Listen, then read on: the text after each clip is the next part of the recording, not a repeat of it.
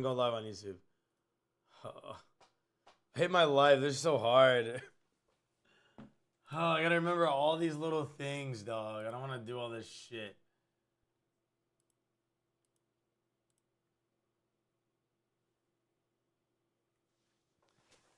Rip, I know.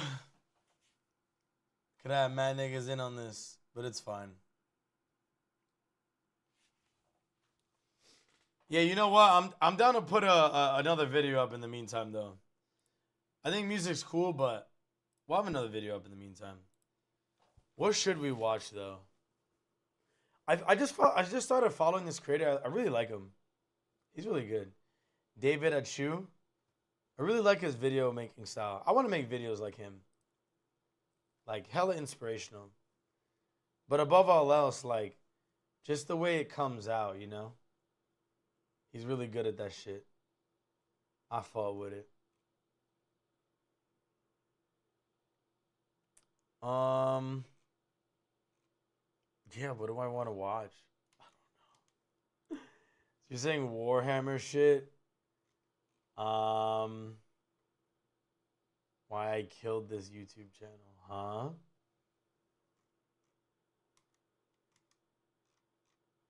Son, I have like nothing. Oh, you know what I like to do though? Bro, I love these kind of videos. You guys ever watched like a walking tour before? So this is like a unique take on this. Where now you're just like driving in Tokyo. You ever driven in Tokyo? I have, and that shit is cool as fuck. Nice vibes in this video. Right? Son. Dude, I think I drove on that bridge. I think I legit drove on that bridge. And I drove there. Or on something just like that. I was in a Nissan 380 or 390Z. It was fire. Do you guys know this? Wait, you saying night drifts? Or was it night shifts?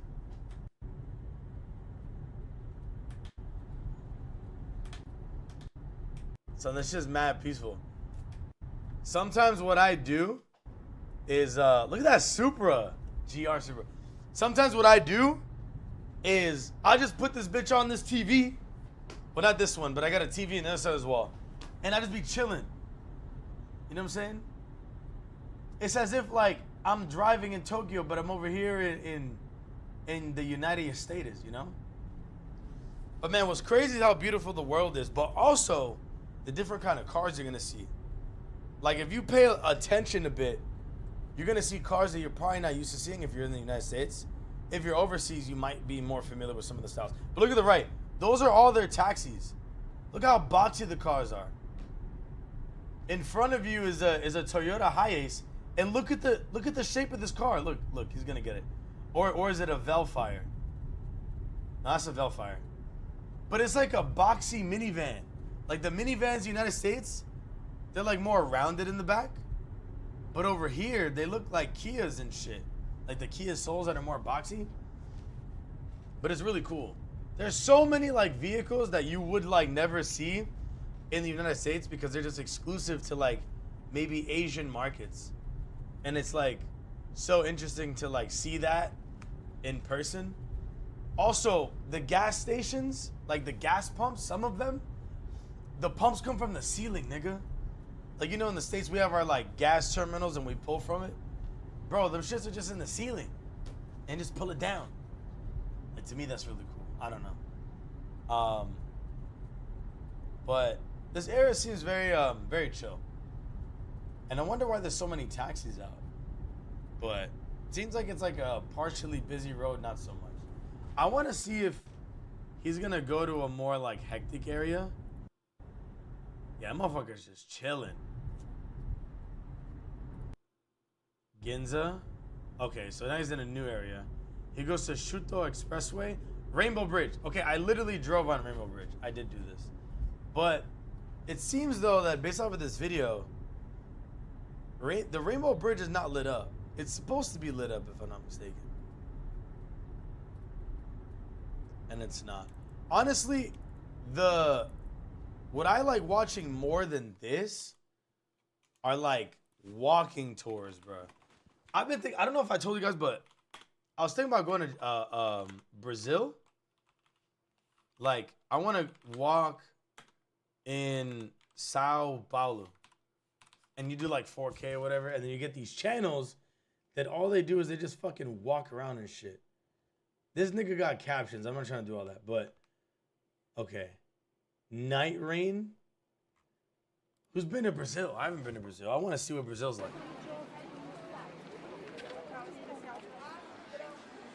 But deadass, I just like doing this. Whenever I'm overseas, I'll like genuinely just like walk around and stuff. Wait, I don't have a 4K monitor. Hold on, I got a 1440p monitor.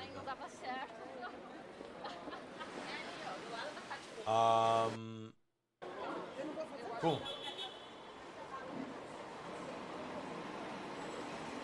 You know, there's like some people in this world who like genuinely think that like Brazil is just like favelas and shit. But it's not. I mean, it's obviously gonna depend on where you go, but check it out. We're in Sao Paulo. Seems like it's a very busy part of town, considering like, look how wide this sidewalk is.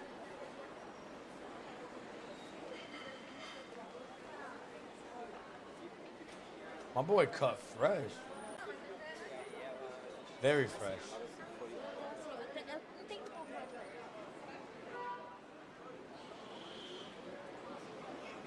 Yeah, son, this is better. To me, this is better than having a commentary video in the background.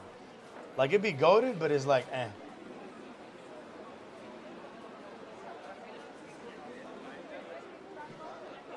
Reynolds, you were talking about the cheapest faction being $400. What's the name of that faction? Is that one of the like alien ones? Or like the mutants? What's that? Okay, wait. This video's kind of boring. I wanted to look at. I want to show you a place where I actually have been though. Geofen, Taiwan. Can we get a walking tour of it? Okay, dude. I went here. And it was fire. Did you guys know I went to Taiwan this year? Well, if you don't know, now I know.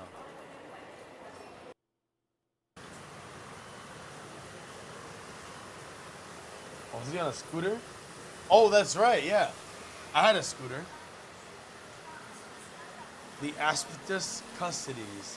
The God Emperor's personal bodyguard. The peak of humanity. Dude. I forgot what my boy had, but he had a set of grays, you know, the unpainted ones. And he got really into it. He bought, like, all the shit to paint everything. And it was crazy to witness, like, how small and detailed some of these, like, figurines could get. And how nicely they can be painted. What's it like? Taiwan was cool. I mean, we're basically getting to experience it together. It was chill. I'd say, like, to be fair, this was like my second, like, East Asian country. So, like, my first was Japan. And as far as Japan went, I was kind of expecting Taiwan to be similar but different, at least in the food aspect. And there were certain things that I got at like certain night markets that I didn't really like in Taiwan. But everything else was like very positive. I felt very safe. It was a very nice place. I would say one of the more memorable things about Taiwan is like, at least like in the capital in Taipei, you'll see like a lot of greenery like in the city. Like in the city. Like if we just look at a map of it. Like, look at this shit. This is like the main city right here in Taipei. And then this guy is going to like this body of water. But if you look at all these like, we're not gonna call them states. I don't know if we can call them prefectures, but all these like dotted lines are like divisions of land. And if you're looking at all of this stuff, like look at how like, I'm not gonna call it rural, but you see how much green there is? Like, they've made efforts to keep it that way in Taipei. So there was this like one frame that was shown here that I think yeah, look, literally look at the caption. Look at the caption right here. But they've made really good efforts to keep greenery in the city, and I really appreciate that. The streets of Taiwan have a unique charm where old buildings and greenery coexist. First, I really like it. I liked it too. So this is not the best example of the greenery, right? Because it seems like it's just like overgrowth. But certainly there are other areas where like it's a lot nicer. But I took public transport to get to where I was getting at. So I got to see a lot. Like, I'd have to find the photos and post them. Someday, like, I will post them, but it was a surprisingly nice place. So this next part is what I was talking about. I think you can see a little bit of what I'm talking about in the next frame. No, I got it confused. Never mind. Okay, I'm sure it'll come up later. So this guy's going to a place called Ryufeng.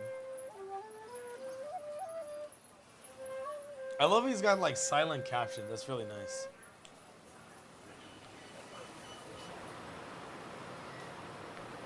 Everyone's got a pile of shame. Yeah, my boy's pile of shame was like $1,000, bro. $1,000. I don't judge him, but I'm like, damn, son. That's just tough. You know?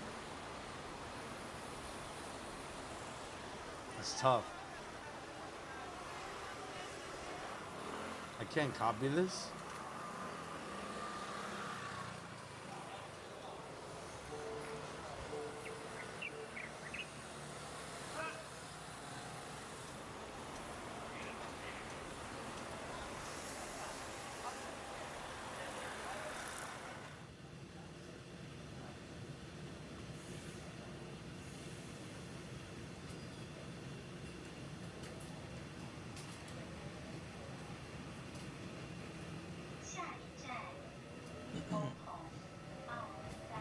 Reynolds, have you ever been outside of the country?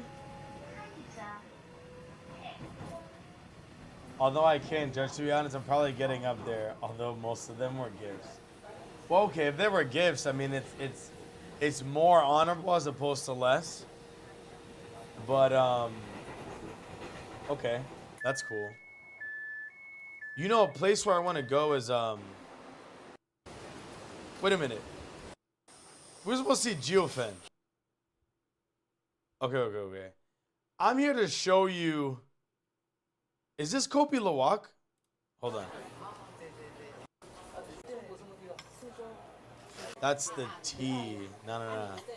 Yo, I was in Geofen and I drank Kopi Luwak, which is coffee made in part by, is it bat poop? Hold on. I'm gonna look it up. I drank coffee with poop in it though. Kopi Luwak. Okay, ready? Kopi Luwak is known as civet coffee. Yes, okay. Kopi Luwak, also known as civet coffee, is a coffee that consists of partially digested coffee cherries, which have been eaten and defecated by an Asian palm civet. The cherries were fermented as they passed through a civet's intestines, and after being defecated with other fetal matter, they are collected. So they make coffee with this shit. Like, look at this. Mid-act. Mid-act. I drank coffee made out of this. It was probably this. What did I just hear by scrolling? Yo, no. Yo, don't knock it till you try it. If you really, wait, hold on. Shout out my nigga Buttered Toast in chat and TikTok. But yo, can we talk about this? Doesn't this look like a Nature Valley bar if you think about it? I'm just saying, doesn't it look like a Nature Valley bar? It came from nature. I don't know, Don. It can't be that good. Whoa, wait. I'm not saying it was good. I'm saying that I had it, okay? And it was a unique experience, okay? I'm not here to say that it was amazing. I didn't really like it. Nigga, that shit was like 16 US dollars, and I was in Taiwan. It was hella bread. But my boy, he's really into coffee and he wanted to try this shit. But honestly, bro, if they had this photo in the coffee shop, I would have lost my mind. I'm not gonna lie, bro. If that's what I was looking at, son, I'm gonna die. I don't know, Don, it can't be that good. And I'm just saying it needs to be that good to justify its existence. No, there's niggas who fuck with it. You know what I mean? But yeah, not me. Why are we looking at that? Okay. That needs to go. But yeah. That's Taiwan, baby.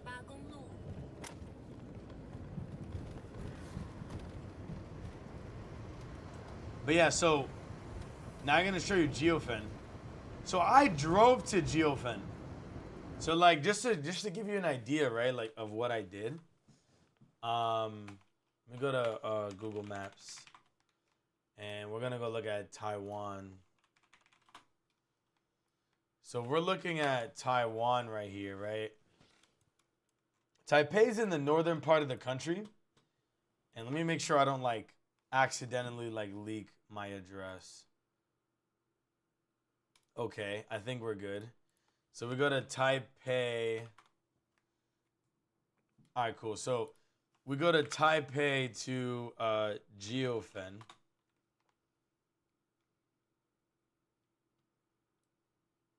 Oh, that's right. I ended up not driving that far. We had a plan to go from Taiwan to one of these like national parks in like the southern part of the country, but we ended up not doing that. So instead we went from Taipei to Geofen, which is all the way over here. So it's a really nice area, so we're gonna take a look at it now. But I rented a car, I drove, I loved the experience. I would do it again. I fucked with it. Heavy. When I went, it was really like foggy at night. This is the person's like hotel, but I want you guys to see the markets and stuff. Wait, did they like not walk? Okay, here it is. So like they're in an alleyway. Well, they were in like a restaurant and it's connected to an alleyway. Apparently this isn't like one of the Studio Ghibli movies. Shout out 1,000 points for telling me to go here. I did go. And it's really cool. It's like a bunch of shops. They all sell you like different candies and shit. And it's a nice tourist attraction. But unlike what I hear about, you know, being a tourist in Europe is, over here you're pretty safe. Like I never felt like I was getting pickpocketed. If anything, just probably like oversold on some stuff because I'm like a foreigner. But never did I feel unsafe. That doesn't mean that I wasn't careful, because I definitely was, but it's cool, man. It's fucking Asia. I love Asia.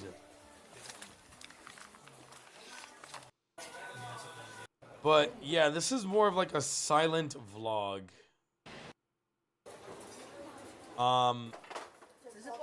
Yeah, they're eating like glazed pork and shit. I did not fuck with the pork in Taiwan like that. But Taiwan was cool. I would recommend it. One thing I want to see, because I've never looked at this actually. I want to see what Singapore is like. I want to go to Singapore, but I know it's bread. I know it's mad money, bro. I know it's mad money. Someday I want to go to Singapore. But yo, our United States currency is so weak against this.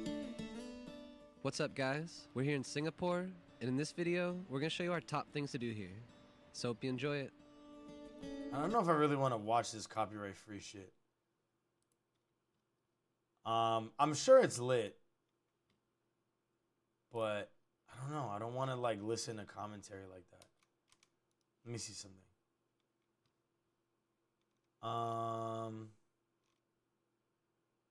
Nightwalk Singapore. There you go. This is probably more up my alley. Yo, why's my shit so laggy? I wonder if it's like an internet thing.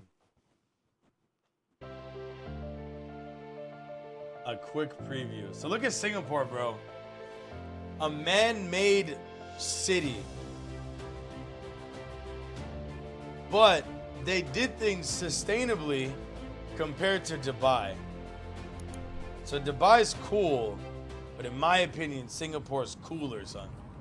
But look at how beautiful this place is. You're gonna tell me you're gonna look at this shit and you're not gonna just fall in love, bro? It looks really nice. And this is my first time looking at Singapore. They have some cool lounges in the airport that I want to go see someday. But yo, enjoy this shit with me while I post the rest of my videos. Because I still got videos I gotta post.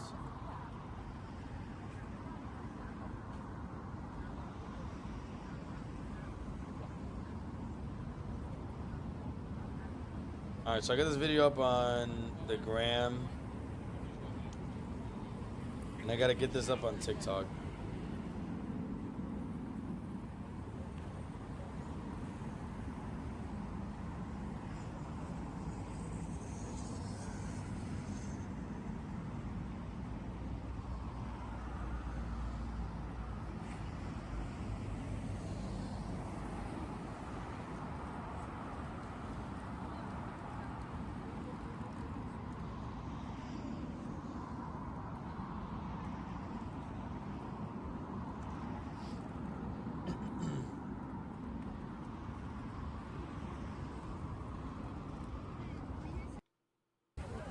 Yeah, I'm looking for the pretty lights.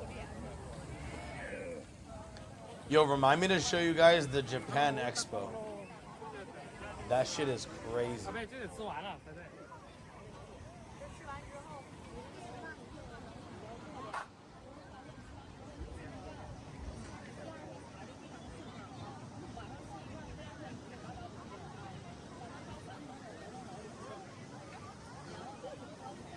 Alright, so now I just gotta post to my other page.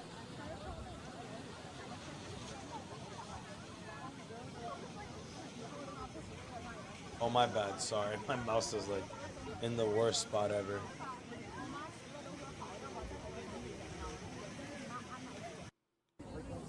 Alright, so this is like a lot of the same stuff. This is also the same thing. Sir? Okay, nice. Chad, what do you guys think the weather's like here? It's gotta be like a crisp, like 70 degrees. 14 Celsius, you know?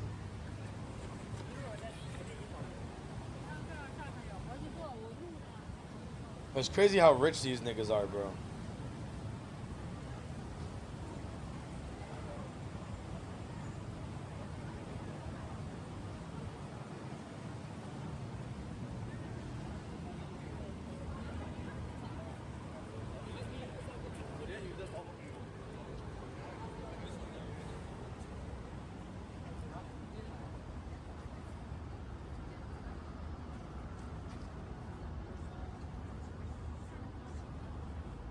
Oh, I can't do that on iPad. Okay, so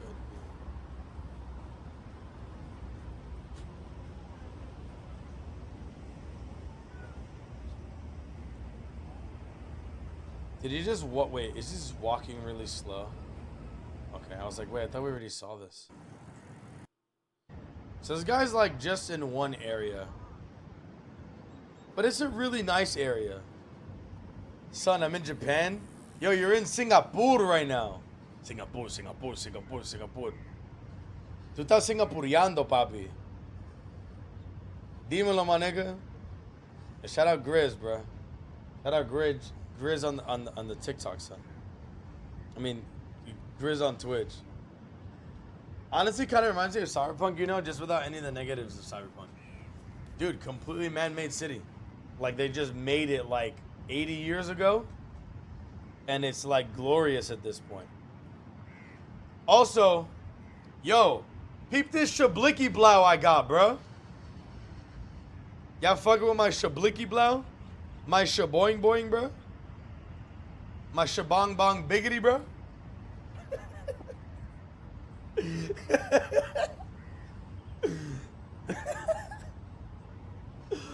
That's funny as shit. That nasty ass shablicky blow.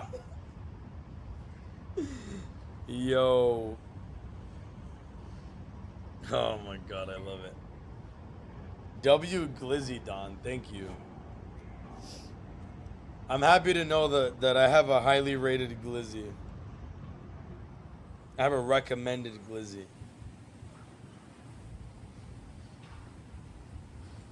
Chad, I gotta post 2 IRL videos to my other channel.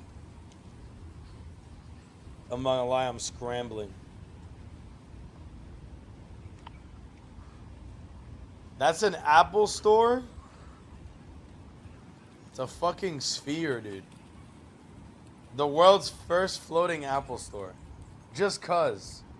What was the reason? They had no need, bro. But they just did it. So this is more of like a shopping area, which I think is worth appreciating, but it blends in with everything else. We've got some other areas to look at.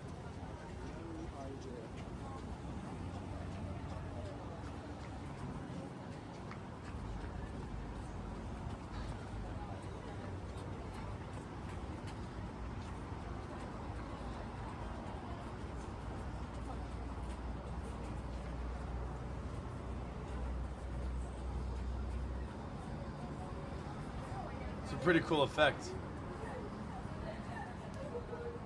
Santi, you done for the day or what? You unloaded, cuh?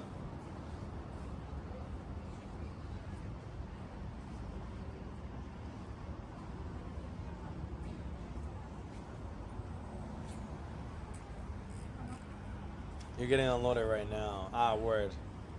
What time are you gonna be done working?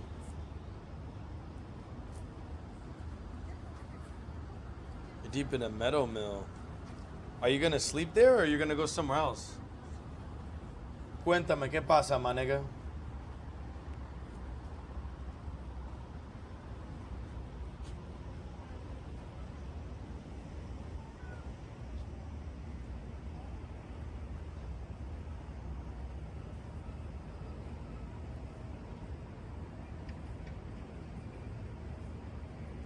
I just posted a video on my TikTok.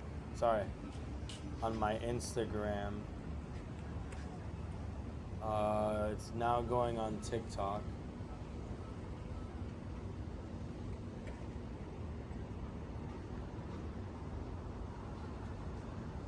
I'm gonna post this now on my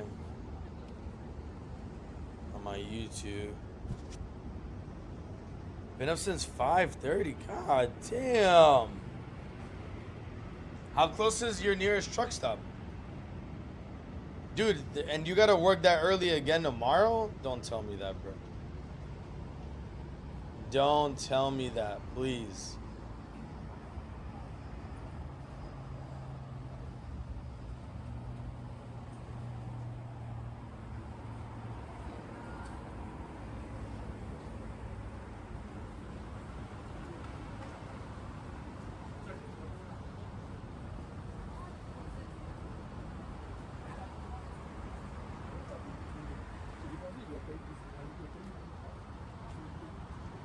Basically, I'm working while off right now. I'm a gremlin. Why though?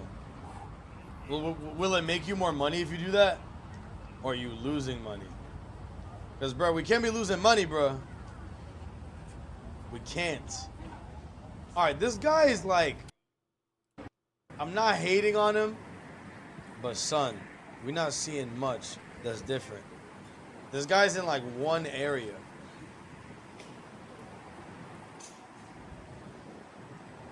But I really appreciate how beautiful this is. This is like resort style amenities, but it's just like the whole place. We've detected inactivity in your life. Gotta love to. Let me fix this so it doesn't kick me out.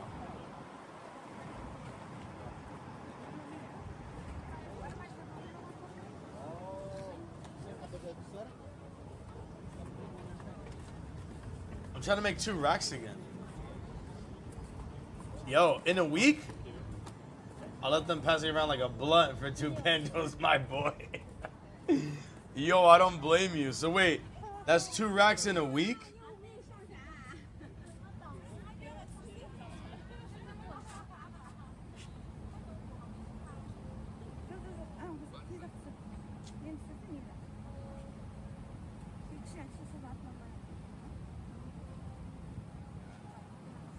Wait. Oh, I did post yesterday. What? I just forgot to hit up the other platforms with my post. Oh, wow. I forgot I posted yesterday. Okay. So then I really only got to do 1 more post. Well, then that's reassuring.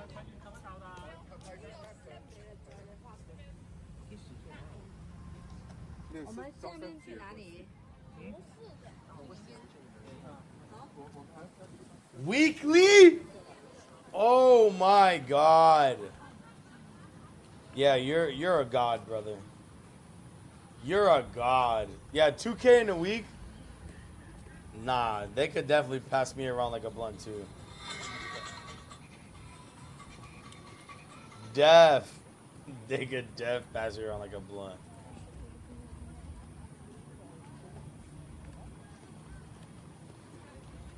Alright, this motherfucker is just chilling here. Let's see what else we can see. You got Cloud Force. This looks really nice.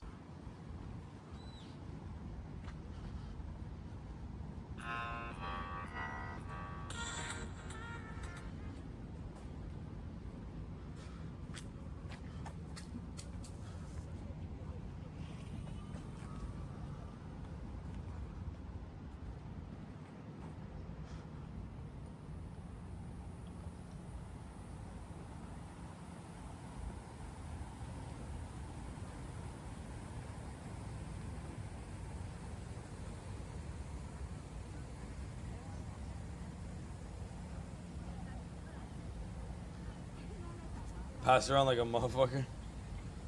Oh my god.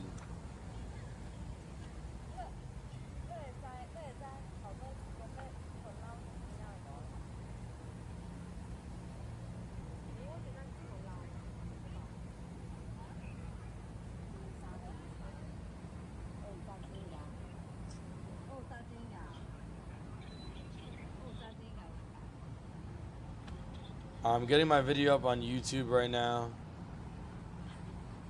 Yeah, my post yesterday got 0 views. Love that. I'm typically around like 1.4 to 1.7K, but pulling one crazy day just puts up 2. So it sucks ball, but it's worth. So long as it's worth, man. I really don't blame you if it's worth, dude. Yo, I just did a job interview today. It was my 2nd round interview. And usually I fuck up when I have to meet with a manager instead of a recruiter. But I passed. And it seems like they want to give me the job. The problem is that this job pays less than the job that I work right now. So it's like, yay, like I'm winning, but it's at this like shitty job. Zam. Yeah, dude. Like they don't want to. It's ass. I mean, what's cool though is that it is truly remote, and I think the PTO is unlimited. I'm about to look. Hold on, I'm gonna look up the benefits right now. I'm gonna tell you guys what I get working here. I'm gonna tell you guys right now. Hold on. The benefits are good. I'm not gonna lie. Yeah. Look, it's unlimited PTO. I get day 1 insurance. Okay, that's really it. Everything else is pretty standard. And then if I look at the role, yeah, dude, they don't pay shit. Like the commission aspect could be good money. You know, if I'm being honest, like sure it could be good money, but nigga, that's always variable. Like I'll never know that, you know? So the base is worse than what I make right now, which sucks. So truly remote might give you a big advantage though. That's if you wanted 2 jobs or travel. Well, the thing is most of these like true remote jobs, most of these truly remote jobs, they don't want me going overseas. So at the end of the day, like, while it could be good from that perspective, these jobs that are like fully remote are probably gonna have measures in place that are gonna be more privy to somebody working outside the country. You know what I mean? Like for them, they might already be used to giving you like a laptop, and they know it's like much more likely that you take that on a plane versus my current job that's giving me 2 monitors and a desktop. They don't think, oh yeah, this guy can access everything online through his laptop. And even if he did, we have a guy in IT that's looking at anytime somebody makes a new profile and what device they're accessing it from. But if they put this policy into effect 6 years ago and nobody ever does it because most Americans don't travel internationally, then they're not even thinking at looking at it, which is, I think, my advantage right now. So I'm gonna put this to the test tomorrow when I leave the country and start working on Monday overseas. So we'll see how it goes. If I lose my job, then I have a job already, kinda. I mean, I gotta do one more interview, which is with like a VP. But I mean, it seems like I did the hardest one. So we'll see how that goes. The only thing I could really get out of this job is that I would do this job while I do my current job. But balancing both is gonna be hard because they want me to be on camera. And then my job, I don't really have a flexibility with like when I'm available and when I'm not. So, I mean, I'm gonna be working 2 jobs for maybe 3 days and then I'm gonna have to quit. But there are other jobs that I'm applying for. And if I get a job that pays more than what I pay now, I will leave my job and just do that job. Like, that will happen. I'm not afraid to do that. But I'm of course gonna need that opportunity because I currently do not have it. But I've got an interview tomorrow for a better paying job. I actually have 2 interviews tomorrow. Oh wait, my interview with the VP is tomorrow. So they want me to do the VP interview tomorrow, so that way they can hire me like tomorrow or on Monday. You know what this will do more than anything? Fuck the extra money, right? What this will do is, so I've been lying on my resume. Okay, I've been lying on my resume like a lot. Well, okay, I've been lying on my resume less than I usually do. And it's, now that I've made my resume more honest, I see that I'm getting like more jobs. Now, I am fundamentally lying about like where I work, because where I work now is like not appealing to these companies that want to hire me right now. So I'm curious to see how much they're gonna pay attention during a background check. Because basically, like when I do a background check, I'm just gonna tell them like, I'm gonna just basically tell them what I'm actually doing, but my resume says something different. I don't think that the people who run my background check are gonna also look at my resume. I don't think they're gonna do that. All that they're gonna do is just make sure that I don't have like a felony, you know, and that I haven't been arrested before for a financial crime. That's probably like what they're looking for. And then I have the right to get a copy of that So I'll see what they see. So I might be safe because I don't really think they're gonna look for that shit. Worst case scenario, they just fire me in the future. But we worry about that later. You know what I mean? We work at this new job for 3-6 months, then we switch companies. And then we can switch to that company being honest the whole time. Then all of my record is clear. I started fresh and I didn't have to pay the price of working a shit job. Because when you work an ass job, they're not gonna let you work in a better spot. Yo, fuck all this copyright free music. Christ. All right, well, that's Singapore. Let's see what we get recommended. Is there anything else we can get recommended? IRL Pred. Oh no, that's a stream though. I don't want to see that. Yo, Osaka lit. Osaka lit. Does anybody play these games? Is this shit whack or nah? Our Planet. Green Samurai. You're ugly. Stop that.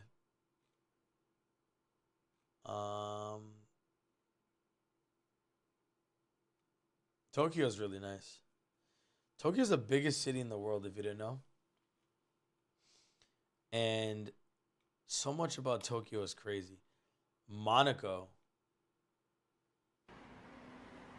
Are we really just gonna look at luxury cars for 3 hours? I hope not. Let's let this video load. Wow, this looks really nice.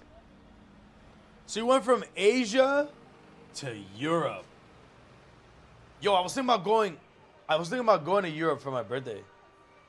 Ferrari 296 GTB and Rosso Corsa Red. My boy quick with it. It was a good looking Ferrari, I'm not gonna lie. I'm really not into Ferraris, but that was a nice one. Monaco, hey, yo. My nigga, this place looks crazy. I mean, these camera settings are like a little saturated. And he's adding like bird sounds and shit. But it looks good.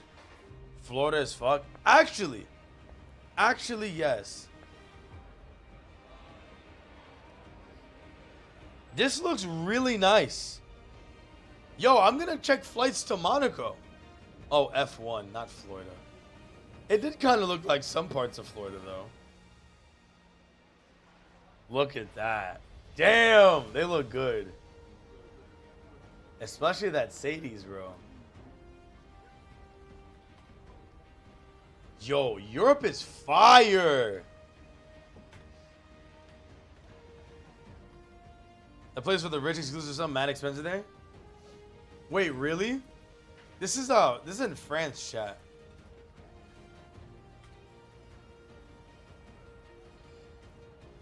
I'm gonna keep this real small. Wait, where's Monaco on the map? So I would go to Nice. No. We only want to see one ways. Hold on.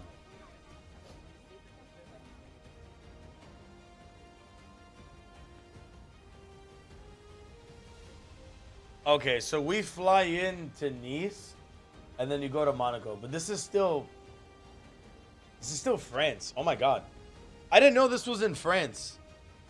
I looked at housing there. Everything is millions and millions. Hey yo. Yeah, dude, a flight here. Monaco and Monte Carlo. Damn, this shit's fucking beautiful. Okay, light work. Round trip, 1,500. Chat, can I get a 1,500 dono right now? So we can hit Monaco, please? Please? So this guy's traveling 7.5 miles in this video. Bro, but 1.5K is dastardly, son. The cheapest you could fly is 740. Sorry, I'm gonna put it on this side of the page. Yeah, 740, but it's like 3 stops. I would never do that willingly. Fuck that. That's what round trip to Uruguay is. Wait. So hold on. So if I'm in December, let's say I'm gone for like a week. And I tell, hold on, I'm gonna go to Google Flights real quick. Google Flights says there's like really nice explore feature, which I want to use today. So I'm in Tampa. I can go anywhere. I want to look at a one-way, and my departure would be at some time in December. Flexible, discover the best flights with AI. Try AI-powered flight deals, sure. Okay, we can go to Wilmington, North Carolina for $78. We can go to Akron for $88. Memphis, Tennessee, $98. Okay, but all this is like local shit. Wait, where the fuck is Pellston? Huntsville, Fayetteville, Bangor, Gulfport. Wait, we can go to Auckland? Yo, don't tell Kitty. Whatever you do, chat, do not tell Kitty. We can go to Auckland for $844 for my birthday. Yo, that's cheap. Lamau. My nigga, I can hit Auckland, and aside from the obvious, it's spring over there. Nah, but the time difference is gonna murder me though. Time difference is gonna murder me there. Like look at, how you gonna anchor my land, yo? But yeah, I would leave like 5 p.m. on a Monday, or sorry, Friday to Friday, and I'd come back in the morning. But yeah, it's so long. It's like 22 hours worth of traveling. It's like really far. Like this wouldn't be worth it. I'd need to stay like another week or 2 weeks. You know, to be that far away, like you gotta adjust to the time change. Nigga, that's just gonna take you like, it takes me like 4 days. Personally. But I like how many options there are. That's really nice. But this is why I like this feature. We can go to Malaga, Spain. 2 stops. Dude, fuck that. Yo, Sapporo, Japan. Atao. New Zealand. Hilo. Kilauea. This seems like it's Hawaii. God damn. What kind of... Yo, $500 to Hawaii, though? Hey, yo, look at the red dress. Hang. So, we get to Honolulu. Wait a minute. Wait, what is the flight like? Okay. So we... Oh, this is the return flight. I wanted to see the departing flights and how they work. Okay. So the way departing works is we're in Tampa. We get to San Diego at 10:45, so that's like a 5-hour flight. We chill in San Diego for 3 hours, and then we make it to Honolulu. And then we're in Honolulu for another 3 hours. And then we go to Hilo. And then bam, we're done with the whole trip. But that's cheap to get to Hawaii. But honestly, I don't really care for Hawaii like whatsoever. Y'all trying to hit Syracuse? What the fuck? Yo, we can hit Nicaragua. 1 stop. But it's Spirit. Ew. I'd rather fly. This is United? Chad, is this United? On us, Copa Airlines. Yeah, I'd rather fly this shit. Dude, fuck that. I'd 100% fly Copa over Spirit. Or even American Airlines, only $30 more. And you leave at 9 a.m. Son, y'all trying to hit Nicaragua for no reason? Yo, Romania? Damn, 20 hours though? Nah, that's wild. There's probably a fat layover.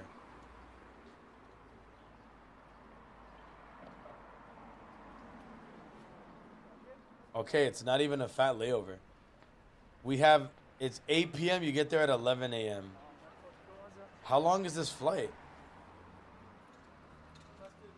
I wish it would just say the flight duration here.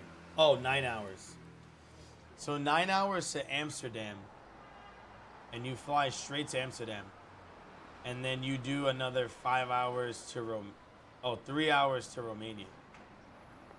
Okay, it's not that bad. It seems like it's bad, but it's not. I'm down to do like 1 stop. 2 stops be like, damn, I don't know. You know? And then Romania is like 9 hours ahead.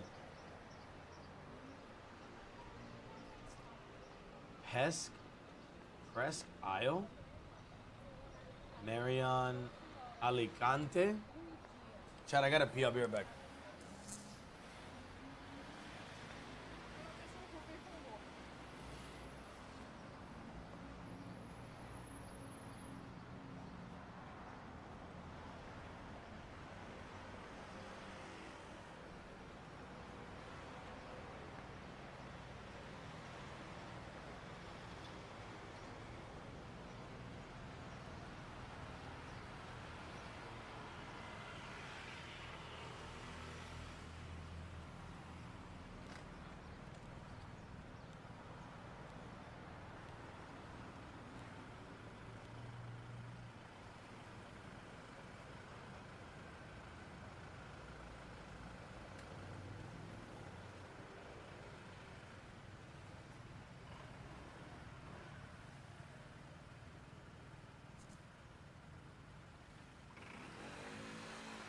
All right, I'm back.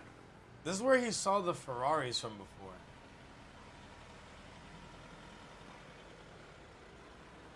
Okay, but aside from that, oh, there it is. Yeah, there it is. There it is. There it is.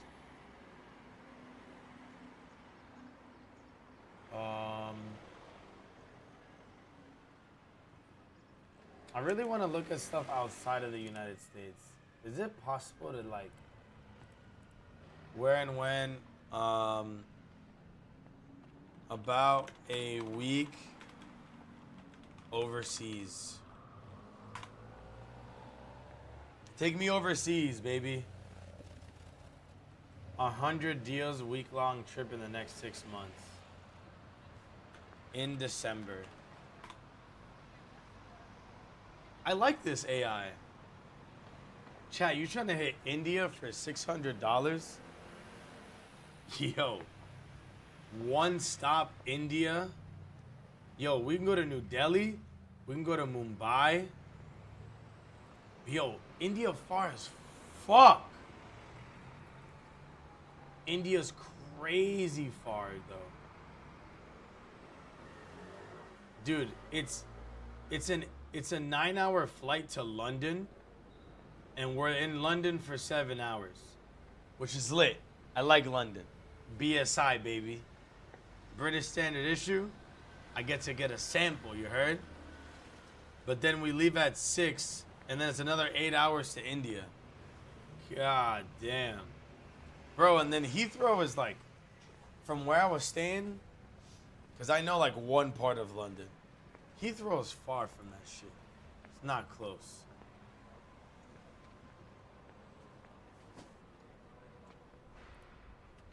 But alright, so we've got hella Indian areas. We can go to fucking Athens for $500. Salvador for $300. South Korea for $800. We can go to Vietnam for $1,000. We can go to Nepal for $1,300, but damn, that's 40 hours. Hell no. Dubai for $700. Cali, Colombia for $270. We can go to DR for $230. We can go back to Taipei for $800. Milan, Italy Or 500, but goddamn, that's a 15-hour flight. Lisboa. Why is it so long? What kind of layover is this?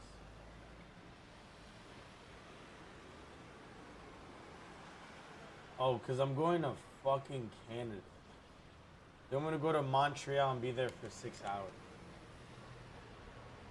Dude, fuck that. I would not do that. Yo, we can go to Istanbul. Albania.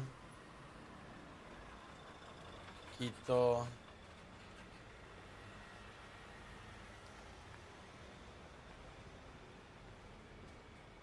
Kuala Lumpur. I almost went there. Bogota, Colombia. Oh my god. I love Bogota. I would actually go again. Dude, you can go to the capital of Colombia for $264, bro. For nothing, dog. You can go there for nothing. Nothing at all, dude. 4-hour flight.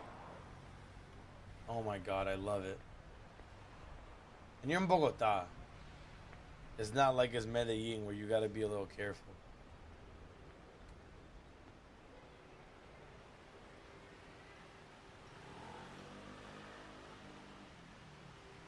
Yeah, I don't know. Some of my friends are gonna come with me, so I was thinking of going to South America, but then Europe. So I don't know. I think a good way to like appease what they would like to do, because I'm really indifferent, man. I could care less. I'm gonna try to hit Europe. Take a week off and work in Europe after that week.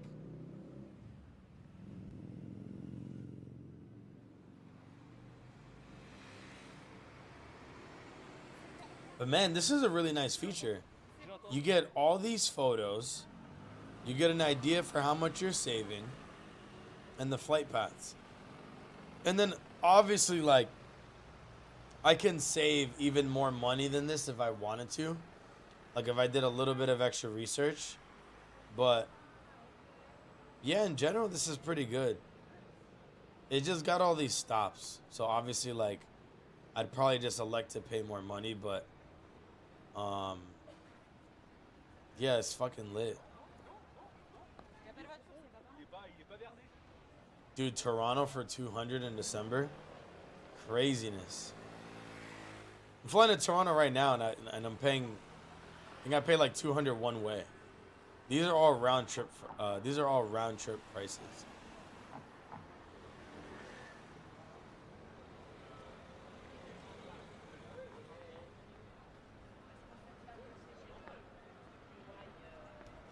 Damn, I think I looked at all of them. Okay. Round trip for one, economy. Yeah, where can I go nonstop? Is it just London? London, Panama, Mexico, DR, Amsterdam. Oh, Switzerland? Wait. Yo, Switzerland. Switzerland. Yeah, everything else here is kind of boring. Switzerland. Bro, I'm gonna deadass be like snowboarding and shit. Switzerland. I think that would be cool. I do think that'd be cool. So hold on. What time is it in Switzerland?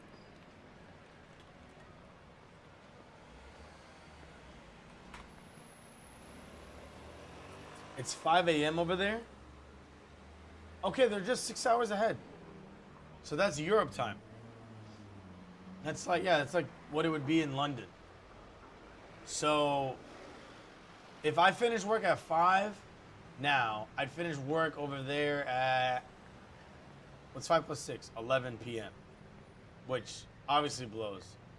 But that also means that I start work at 1 p.m., which is nice. So I do like 1 to 11. Wait, that's wrong. Sorry, it'd be 2 to 11. Something like that. Or 3. I don't know the math, okay? You get the idea though, right? Yeah, it'd be 2 to 11. Because I have a 1 hour unpaid lunch. But I think I'd be down for Zurich. Just because it's like a new ass area. Like if bro, I don't know of anybody who goes to Switzerland. And then, bro, like, my nigga, look at this shit. First of all, these niggas are medics, okay? So if I go there, I'm gonna receive hella healing. Spiritual healing, emotional healing, IRL healing for death and dismemberment. We're gonna be lit. You know what I'm saying? But bro, snow, like the destination for snow and shit, we're in peak Norwegia.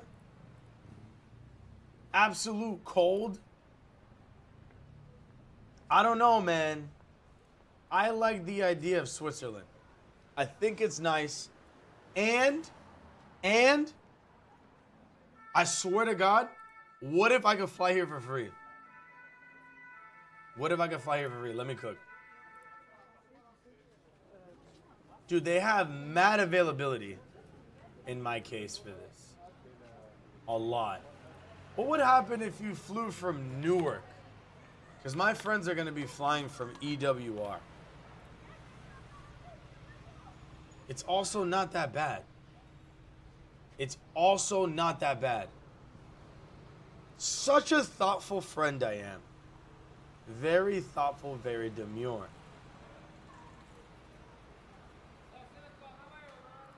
So I have to fly on a Friday. I have to. Which is fine. I'll just take off of work for that. But anyways, oh no, wait, no I don't. So sorry, if I flew on a Friday, it's 8 p.m. Which is mint because I'm flying to Canada right now at 8 p.m. So I'll do this fat fucking trip, 6-hour delay, which is like really not that bad. And yeah, I'd get there at 11 a.m. and it's a 9-hour flight, so I'm gonna get bussin' ass food. My friends can fly there, and then, unfortunately, I don't think I have a partnership with this airline. Yeah, this is Elder Wiss Air, unfortunately. So I won't be able to get a discount on this flight. I don't think.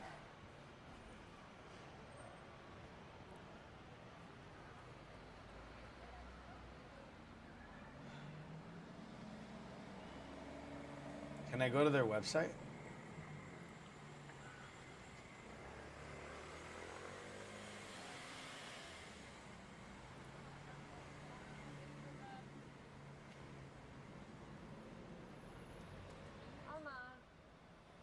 Yeah, sometimes they have like partnerships with other airlines.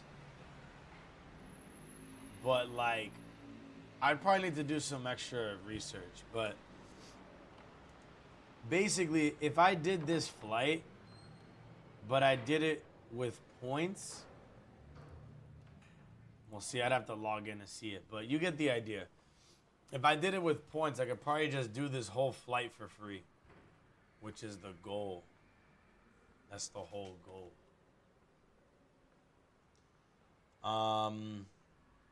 But okay. I think now would be a good time for me to like start packing. Otherwise, I'm gonna like rush to do that shit tomorrow. I'm gonna pack while you guys are here, while we watch this fucking video. And I guess, I don't know, this will be new for me. Just like it's new for you guys. So let me bring a table so you can watch me pack, I guess. Hold on. I have a table conveniently nearby. Don't ask me why. But I do.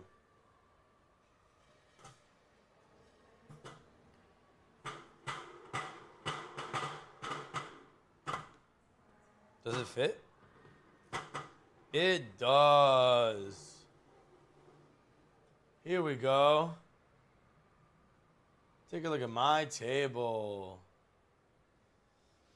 That said, I'm buying Deltarune right now. Enjoy, sir. I can't believe you didn't have it this whole time.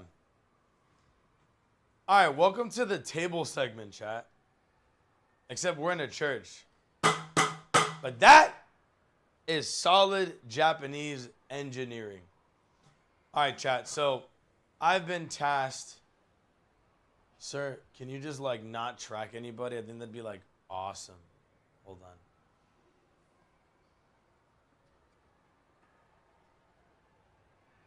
Just don't track anybody. How's that? Okay, great. So here we are. We're with our chair. I mean, our desk. We're with our desk. All right, so I get a carry-on. I get a carry-on and a luggage. So what I want to do is I want to bring... There's usually two ways that I go about packing for a trip. So the first way... And it really depends on the trip. So like a trip like this one, I'm not going to be doing anything crazy. But I usually get away with like this really big like a book bag duffel. I'm going to show you what it looks like because you may not get it. But I swear by this shit, bro. And this shit folds into something really small. But there's a foldable backpack and this fucking flames. But check it out. Might look a little wonky because I didn't like fully zip it up, but I think you get the idea. North Face, baby. And then it's got a strap here. So you can hold it by hand or you can wear it on your back. And then this is like really big. And I'm not sure like how you guys are seeing this where you're at. But yeah, it's pretty big in here, believe me.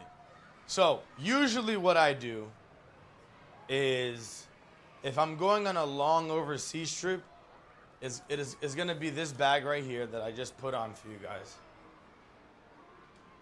And the other luggage that I bring is this hard case luggage. So I'd usually bring the hard case and I'd bring this big one that I had before.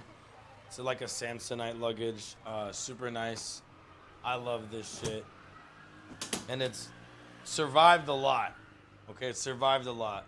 So with these two things, I can protect all my electronics and everything. I don't have to pay to check in any luggage and I can fit shit for like a month or even more. At least the way that I pack. So it's like OP as hell. But considering that this trip is not really going to be like that, like I'm basically just going to be at home in my boy's house, like pretty much the whole time, with the exception of like a few times. I was thinking of doing this kind of setup, where instead of bringing this big ass bag, I would bring a smaller bag. And essentially my setup would look like that. So I don't know how well you could see this, but there you go. It like kind of stacks up. So it's one bag on top of the other. I think it's pretty nice. It's dummy nice. I think it's fire. Hold on. Let me adjust my camera. Okay, yeah, we're good again. But yeah, I was thinking about doing this. The only issue with this setup is I was asked to deliver something to somebody. And all of that is inside of a shoebox. Like it's like a shoebox worth of like stuff. And I kind of don't want to unpack it. So like they mailed this to me again in a shoebox. I'm gonna remove my address information from it, but give me a second.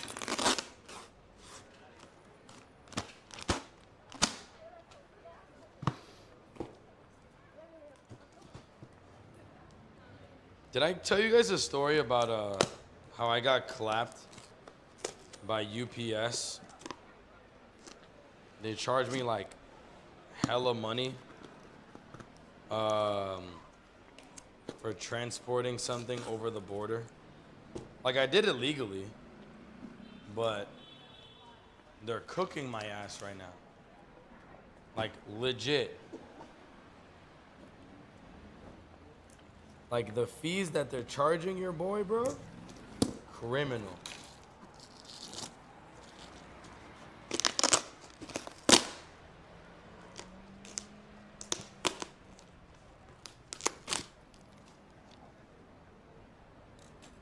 Hold on, chat. Jesus.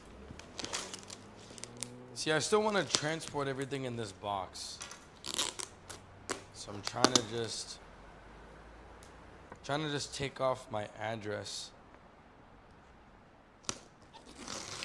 Okay. Looking way better.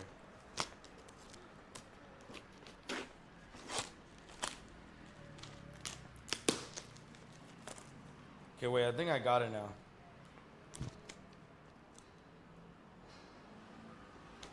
Give me a sec.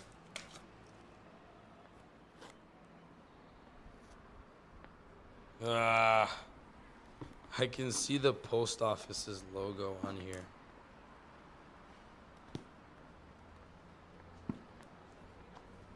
Alright, well, if I took the tape off,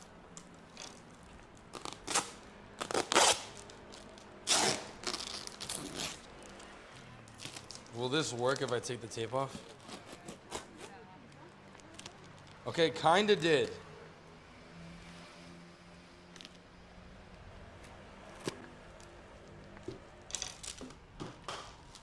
Okay, so I did get it. Okay, anyways, so the thing that I need to transport is in a shoebox. It's actually food. But yeah, I mean, they're gonna x-ray it, see that it's food, and probably not say anything about it. It's like packaged goods. It's like chips and shit. I should probably open this actually. Like, what if it's a setup? Hold on, I'm gonna open this. I mean, I doubt it's actually a setup, but like, what if I open this and I'm like transporting drugs and I didn't even know?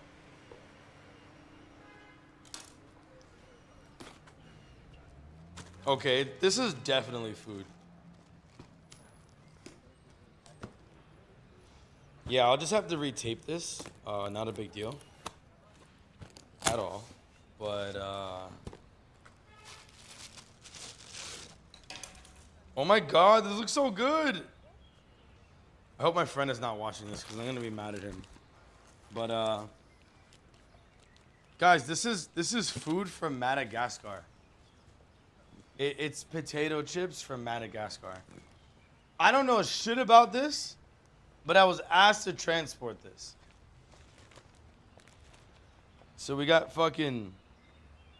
Nikena. Hold on. Just so you guys can get a better look. Son, we got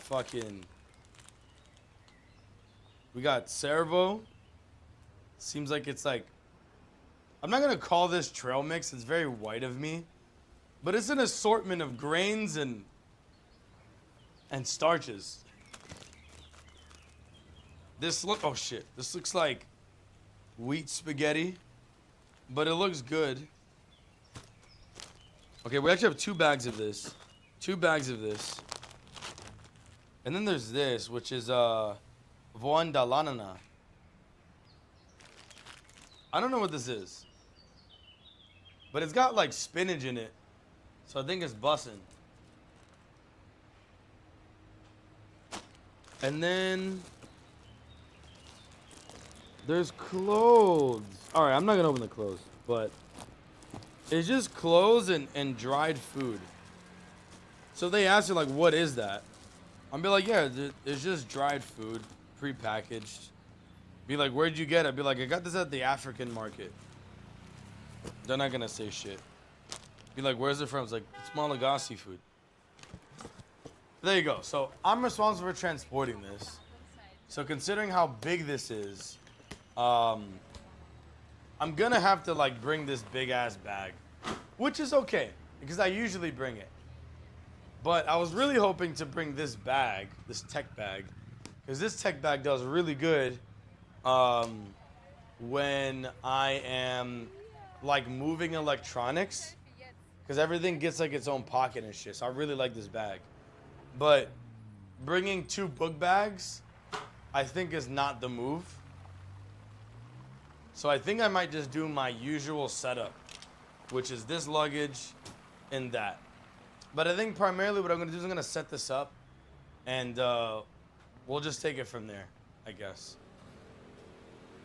But this Monaco video is lit, but it's been going on for too long. So let's look at something else. Was there a different video we could watch? Yo, look at the analytics for this video. Holy shit. So they had posted it originally and it had a different thumbnail. And it looked like that. And then this was the title they gave it. Then they changed the title again. They changed the title a bunch of times. And then what they did is they changed the thumbnail, which honestly the thumbnail got me too. And I think it's like AI generated, but it looks really good. They took the thumbnail and look at all the views it got, bro. This shit's like at 1.6 million, 1.7 million views and climbing. Which is crazy. This was like a 36K video, and then it got fucking boosted by its fucking thumbnail. And my God, did it carry. Amazing. Amazing. Amalfi Coast, and this nigga's on a scooter. Hold on. This has gotta be crazy. Wait, this is currently not crazy. Nah, I can't do this bitch ass music, bro. If they didn't do the music, I would have loved it. But like, nah.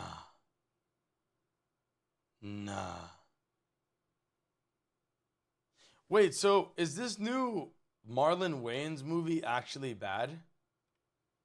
Charlie, So I just educate us. This is a movie that a lot of people are clowning on. I think he's gonna say it's good. Hot right now, people are taking their. I think he's gonna say it's good. At it. He's gonna like I've seen it. I'd like to weigh in. Is everyone blowing it out of proportion, or is this film really as bad as everyone claims it is? Kinda. Like, it's not a good movie, but I don't think it's, like, unwatchably horrible. There was real potential here. The concept alone I find kind of fascinating. A football horror movie. There are so many elements you could explore there, from, like, CTE and stuff like that, and then play with the audience's perception of it. And I've seen other people mention this, but you also have, like, the built-in goat, where it symbolizes something more satanic, and maybe exploring like what it would mean to sacrifice everything to become the best at it. All things I feel like would be a fucking easy touchdown here for them to explore with this movie, and kind of expected them to, but it doesn't. It's a film that doesn't really have anything that it wants to get across to the audience at all. Most of the movie is kind of just like a bunch of scenes thrown together without really giving you any reason to care about like even the main character and what he's going through. Which is a shame, because the performances across the board are really strong, especially Marlon Wayans. I actually thought he did an amazing job as the villain here, but there's nothing like really fleshed out about it. There's nothing to care about, and there's nothing to get invested in story-wise. It's kind of a mess. And most people are saying the same thing, style over substance, and that's very true. It is a stylistically good movie. Like, it actually does show real potential. The cinematography is extremely interesting, especially when they do, like, these X-ray scenes. Then they get, like, really, like, visceral with it. It's very cool. Like, I actually thought they did a great job with some of, like, the wild scenes that they showcase. But it just doesn't go anywhere or contribute to anything. All right. And then the second Shit's half, packed. The second half, the last like 30 minutes of the movie is dedicated to just getting rid of all of like the abstract and all of like the mystery of it and just beating home what it all is. Spoiler alert, it's like cult ritualistic shit, that kind of thing. And then it all of a sudden, all at once, just becomes like a normal Hollywood slop buffet, where it even ends with Cameron Cade, he's the main character, going on a killing spree, taking down all the bad cult members with a sword and an axe, like chopping their head off and disemboweling them. It's very goofy. And it like completely betrays everything else the movie like seemed to want to be, like very artsy and very interesting, like aesthetically. But again, like it just feels like this film didn't even know what it wanted to do with this concept. And it is a good concept, just poorly utilized. I got this new dop kit. Extremely misled with this film. I've seen a lot of buzz about how Jordan Peele fell off. Man, is he washed? Because the marketing for him has Jordan Peele's name all over it. Like, if you didn't know any better and you were just going off the trailers, you would think Jordan Peele personally made this film with his own two hands and his own blood, sweat, and tears, start to finish, and no one else even worked on it. His name is plastered all over this film for their marketing push. But he didn't direct this movie. Would you guys still see a movie if it got like bad reviews? He had, from what I understand, no hand in the actual making of this film. He was a producer.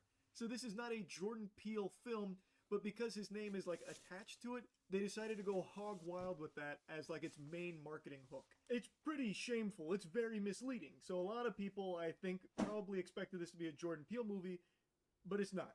Jordan Peele movies go Anyway, in, to bro. lay like the foundation of what the film is even really about, Cameron Cade is the next up-and-coming great. And there is a football player named Isaiah White, played by Marlon Wayans, who is the undisputed GOAT. He is the best to ever play the game. He is football, damn it. And he is on the verge of retiring, and everyone's looking to Cameron Cade to fill his shoes. He has all the makings of being the next great. But he gets attacked and gets a very severe concussion that then ruins his chances of making it to the league because he has to skip the combine. And Isaiah White decides to kind of mentor him, let him suckle from his bosom of greatness to try and, you know, spruce him up, get him back on his feet to recover from this injury so he can be the player that he should be, that That's everyone nice. expects him to be. So he takes him It's a into nice like concept. his training camp, his boot camp, which is just hell, and it's real weird and it's wacky. hell. And Isaiah, he's kind of all over the place. He's on edge. He's fucking going insano style, and he's like being tortured almost in order to like bring out his greatness. And there's people that are That's getting, wild. you know, even killed going through all of this training.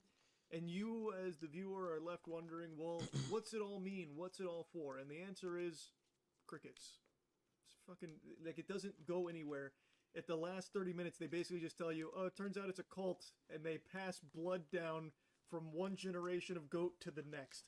And this is their passing of the torch. What? But Isaiah doesn't want to give it up without a fight, so now they both have the blood of the GOAT in them, and one has to kill the other, and then sign the contract with the devil, basically, in order to be Wait, the like a next literal best football goat? player. And it all happens like that.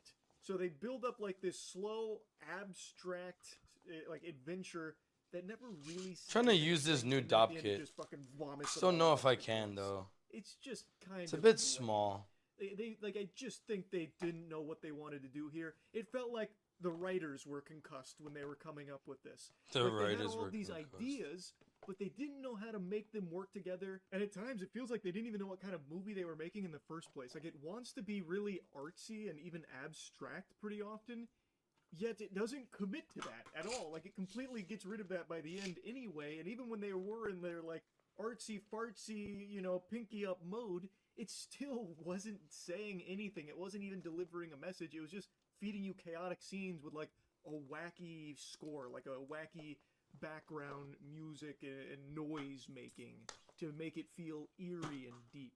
But it doesn't actually do anything. Might be able It to feels like use it wants this. to do everything at once. Maybe. So, like, it's billed as a horror movie. It's not one. Like, there's nothing scary about this film at all, and it doesn't try to be.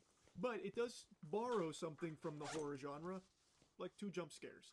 And then they introduce like these cultish fans of Isaiah White who only have maybe 2 minutes of screen time, where one of them comes in and tries to hit Cameron with a rock, but then she gets choked out and then thrown against the wall.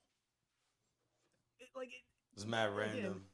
the idea would probably be to play off of like how, you know, sports fans will sometimes worship their favorite player, and like there's potential there Alright, we to get it, explore though. in a film, but It's kind of like, it's kind of caca. It's kind of dookie. Could have been casting call. Yo, these are always good. You take the strap off or you keep it on? What you want? No, I ain't saying, no, I don't want that. I'm just saying, what's your No, I'm saying I don't want that, but what you be doing? prerogative?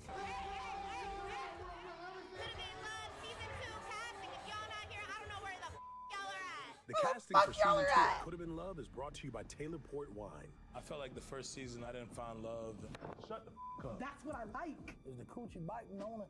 Are you scared? It's biting on it. I'm a tree. Well, you got the little ones barking.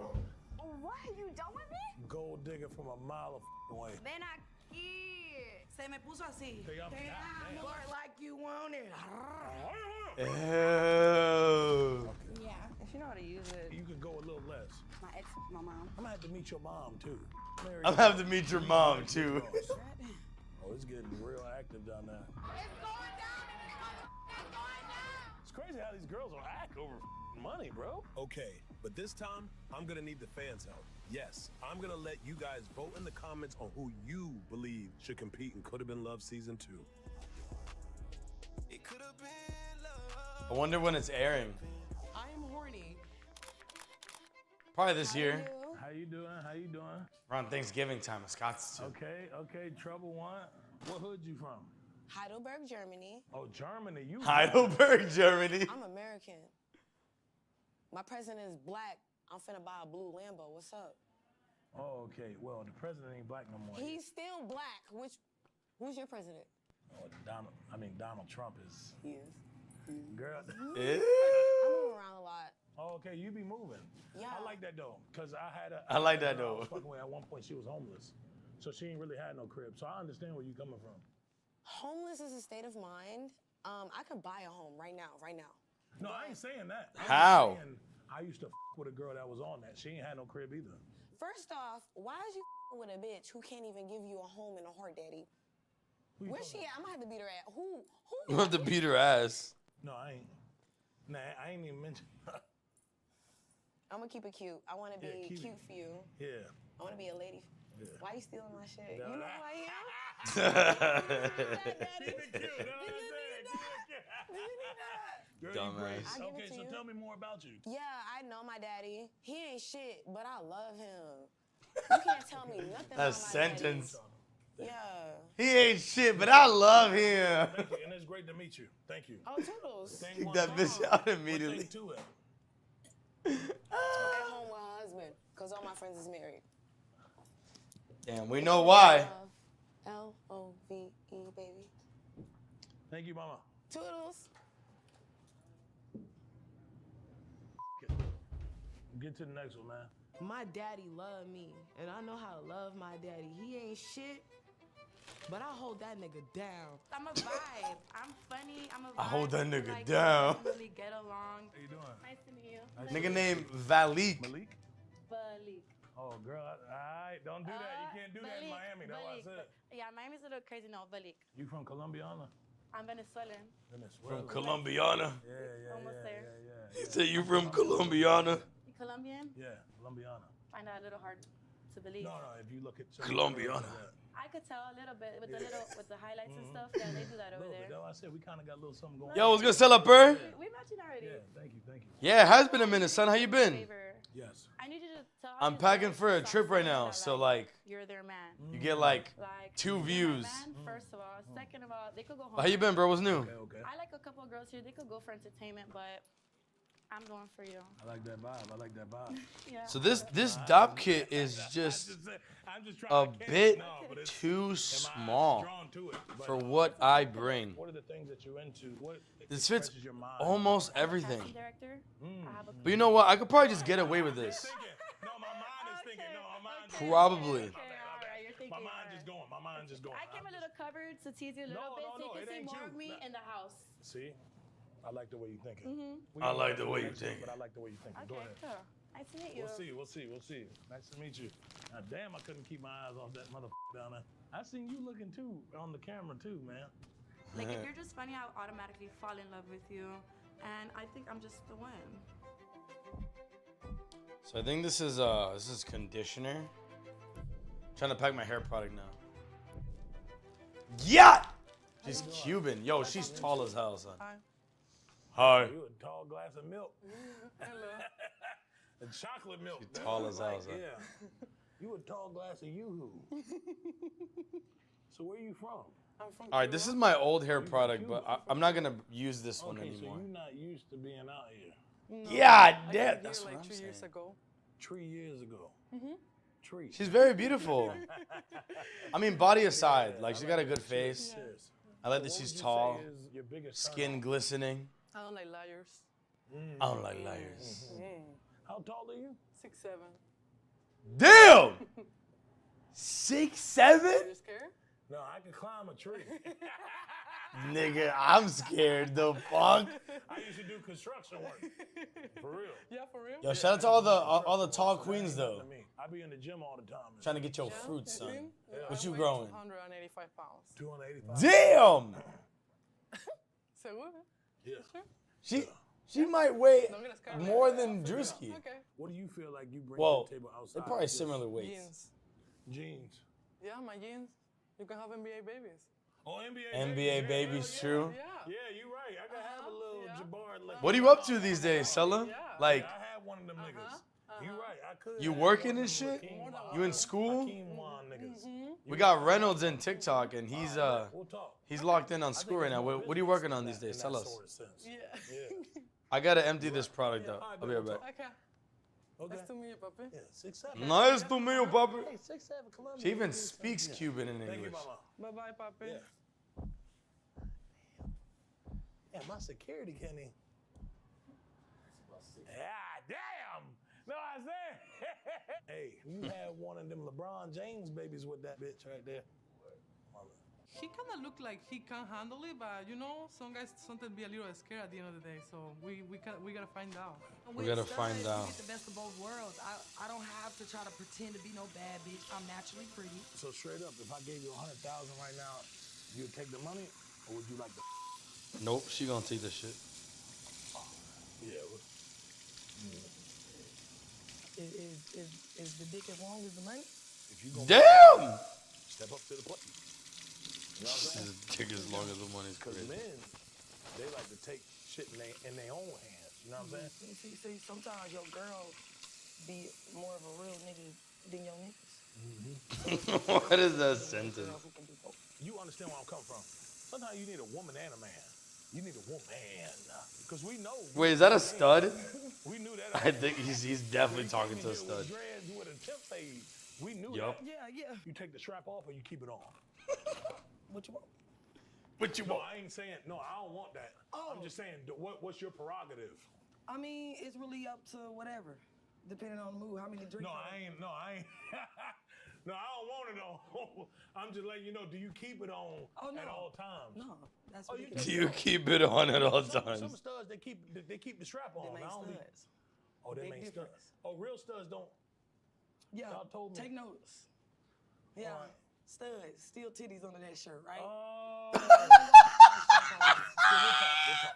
Wait, did you hear that? Straight up, dog. Yo, they call them studs because there's still titties under that shirt. No way. Nah, son, I gotta hear that again. I've never heard that in my life. Well, we'll talk. We'll talk. No way. Nice to meet you Hey, too. straight up, dog. Hey, Thank y'all. real one. Hey, Still titties under that. Yeah, Y'all told me. take notes. Yeah, Alright. studs, still titties under that shirt, right? Well, we'll talk. We'll talk. Yo! Hey, straight up, bro. Fucking still titties under that shirt is crazy. Real, bro. Hey, one thing you can't do is get rid of that ass. That is hilarious. Yo, what's good, yeah?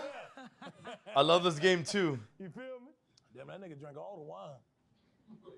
That nigga. He drank that wine like a dude, bro. Like, he cool. He a vibe. That's my man. That's my man. Yeah, almighty, girl. Is this cross? Can we drink this? Hi. Huh? Oh, bark like you want it. Ow. Meow. I'm more than one it.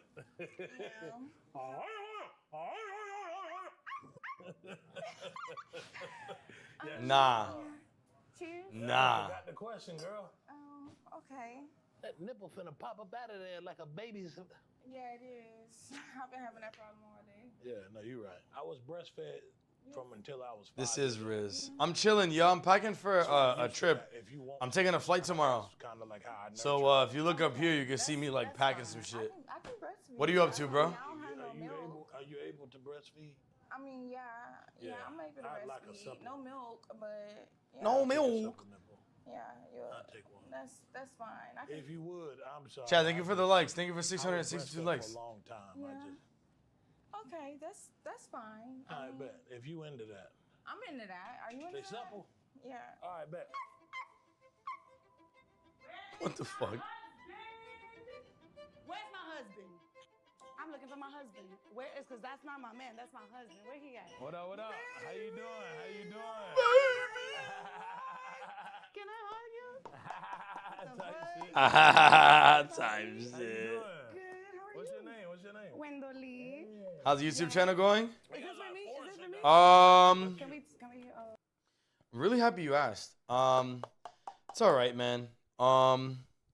It's not where I want to be, but I'll get there. I'm still making a new video every day. Today's day 239. And I don't know if you're subscribed, but I've been making some long form videos. And recently I decided to change the way I do things on stream. So usually, you know me to play video games all the time, but I have other interests. And right now I need to pack for this trip. And instead of me scrambling to do that tomorrow, I can do it tonight like I should responsibly, but we can also like watch things together and talk. So I'm trying to expand what I do and to be more than just gaming. But obviously I love gaming, so that's not going to stop. But yeah, a little bit of everything. Channel's growing really slow right now, unfortunately. But once I start playing games that are like bigger, like Silk Song or the new Ninja Gaiden game that's about to come out, and I get videos out about that, I think the channel will more easily blow up. Maybe not from those games, but it'll be a lot easier once I'm posting newer stuff. Because every single game that I play is just old, and that really holds me back, in my opinion. And that's okay, you know? But now I know what I should do, so I'm going to make that change. I am, but I recommend this clutter, not going to lie. It's okay. Don't sweat it, man. It's totally fine with me. But, yeah, a lot of positive changes. We're going to keep growing this channel. We're at 533 subs. We got to get more. My next goal is 1,000. I wanted to do 1,000 by the end of this year. I don't know if I'm going to be able to do it, because at the rate that I'm going, it's not going to happen. But I got to play Silk Song and Ninja Gaiden that's about to come out, and then the new Black Ops. I bought Game Pass to really change the games that I play, so fingers crossed. I hope it goes well. If you see somebody waving, it's probably me. I'll be looking out for you. Be looking out for your waving. I'm working as a helper in the carpentry business. How do you like working in carpentry? Is that fun? Or is it ass? Yeah, Papa. You got wrapped around. That's a good look. What brings you here? We're gonna get married. Me and you, Papa. Okay. Yeah, I came with my dad. So when you say Papa, do you have a dad in your life? You got? I do have a dad in my life. Okay. But I can have a daddy too. Dad and daddy is two different things. You feel me? like the way You my you daddy. thinking. Matter of fact, you're not my daddy. You're my papi. Tú Cabecita. eres mi papi. Cabecita. Sí, mi papi. ¿Qué tú quieres? Sí, papá, te dije, Ay, tú eres de lindo, bello, precioso, hermoso. Oh, she's Dominican.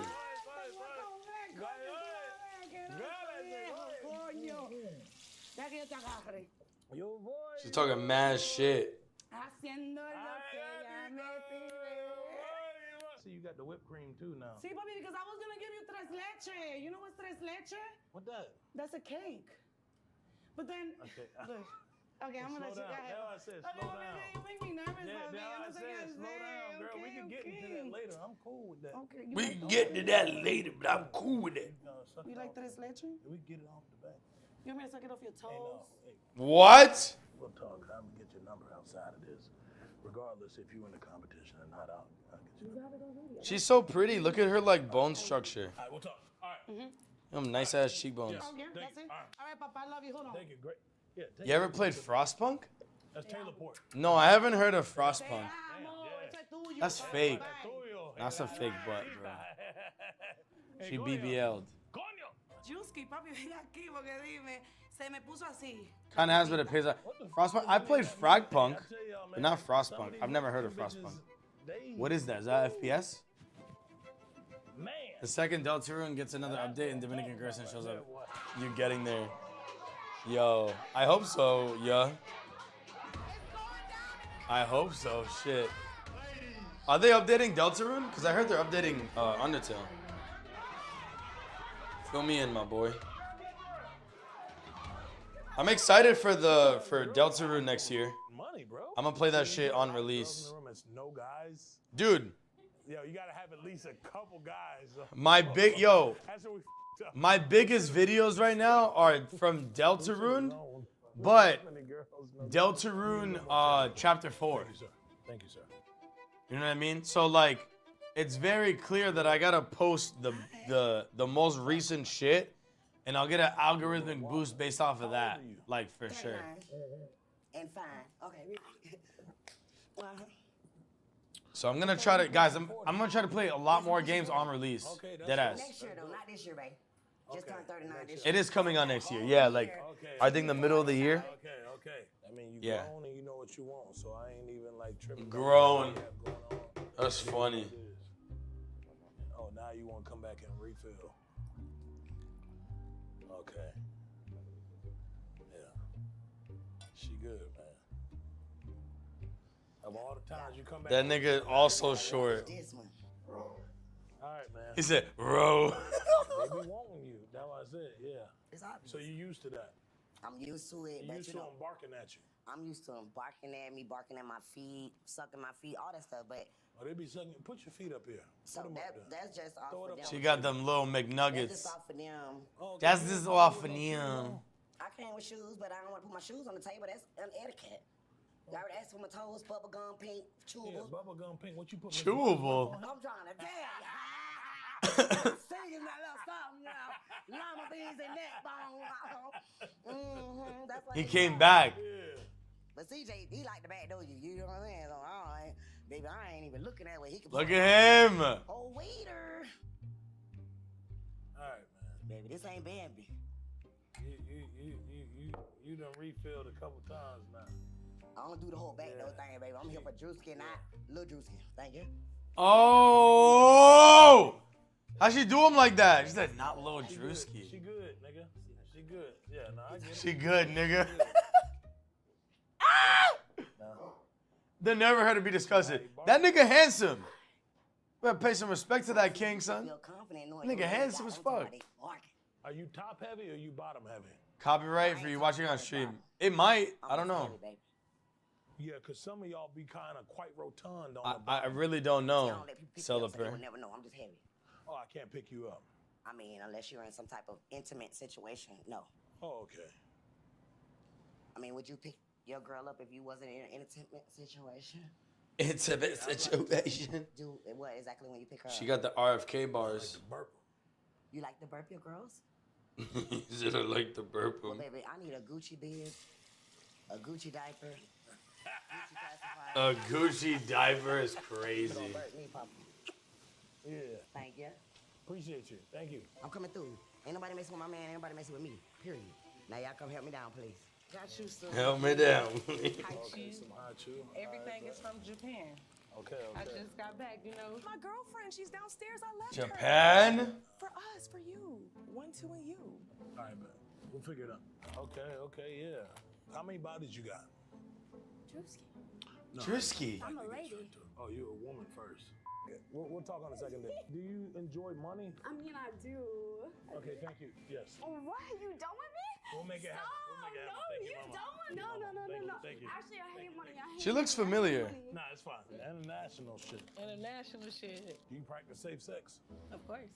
Of course. Time. Most of the time. So if a nigga Most. wanna go raw. Who the nigga? What's your favorite position? I'm gonna do whatever you need me to do. I like that. Yeah. Are you a man in the streets, but a lady? Son, I love his stud segments. They're so good.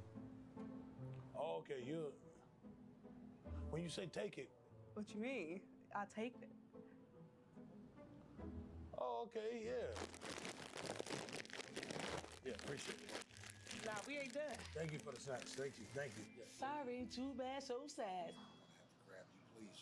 Come on. Only thing that needs to be grabbed is Juicy hands around this. Okay.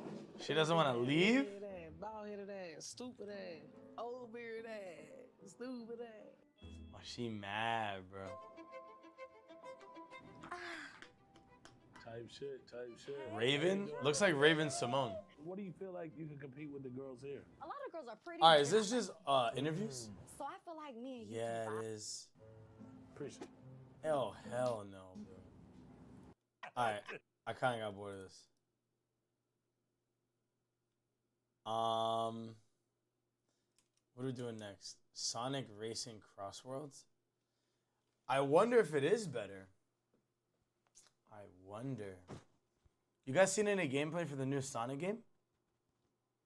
The new, the new Sonic Racing game?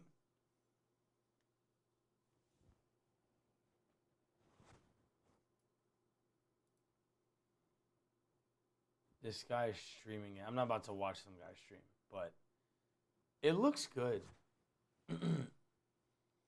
It does look good. Rapture TikTok. I like Noel Miller.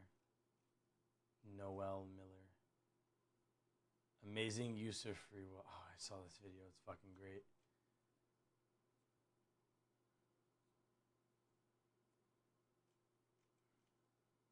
Yo, what are y'all niggas like watching?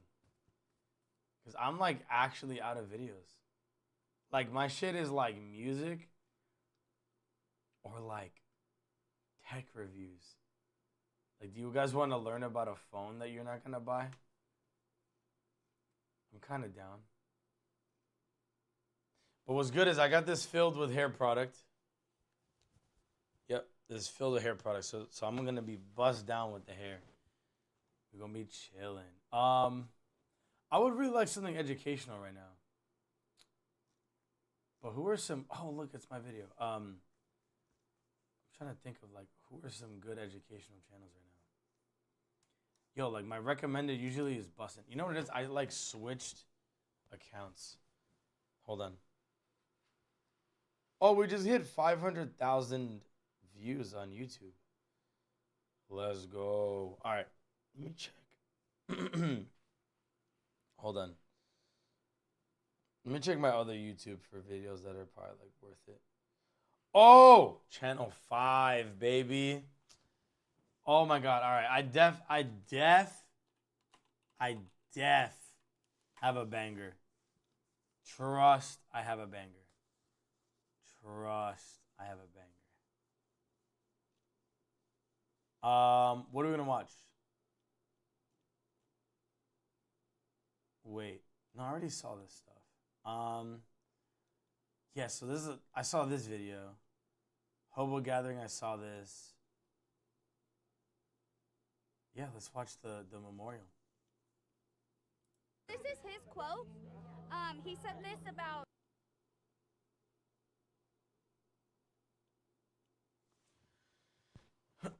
There's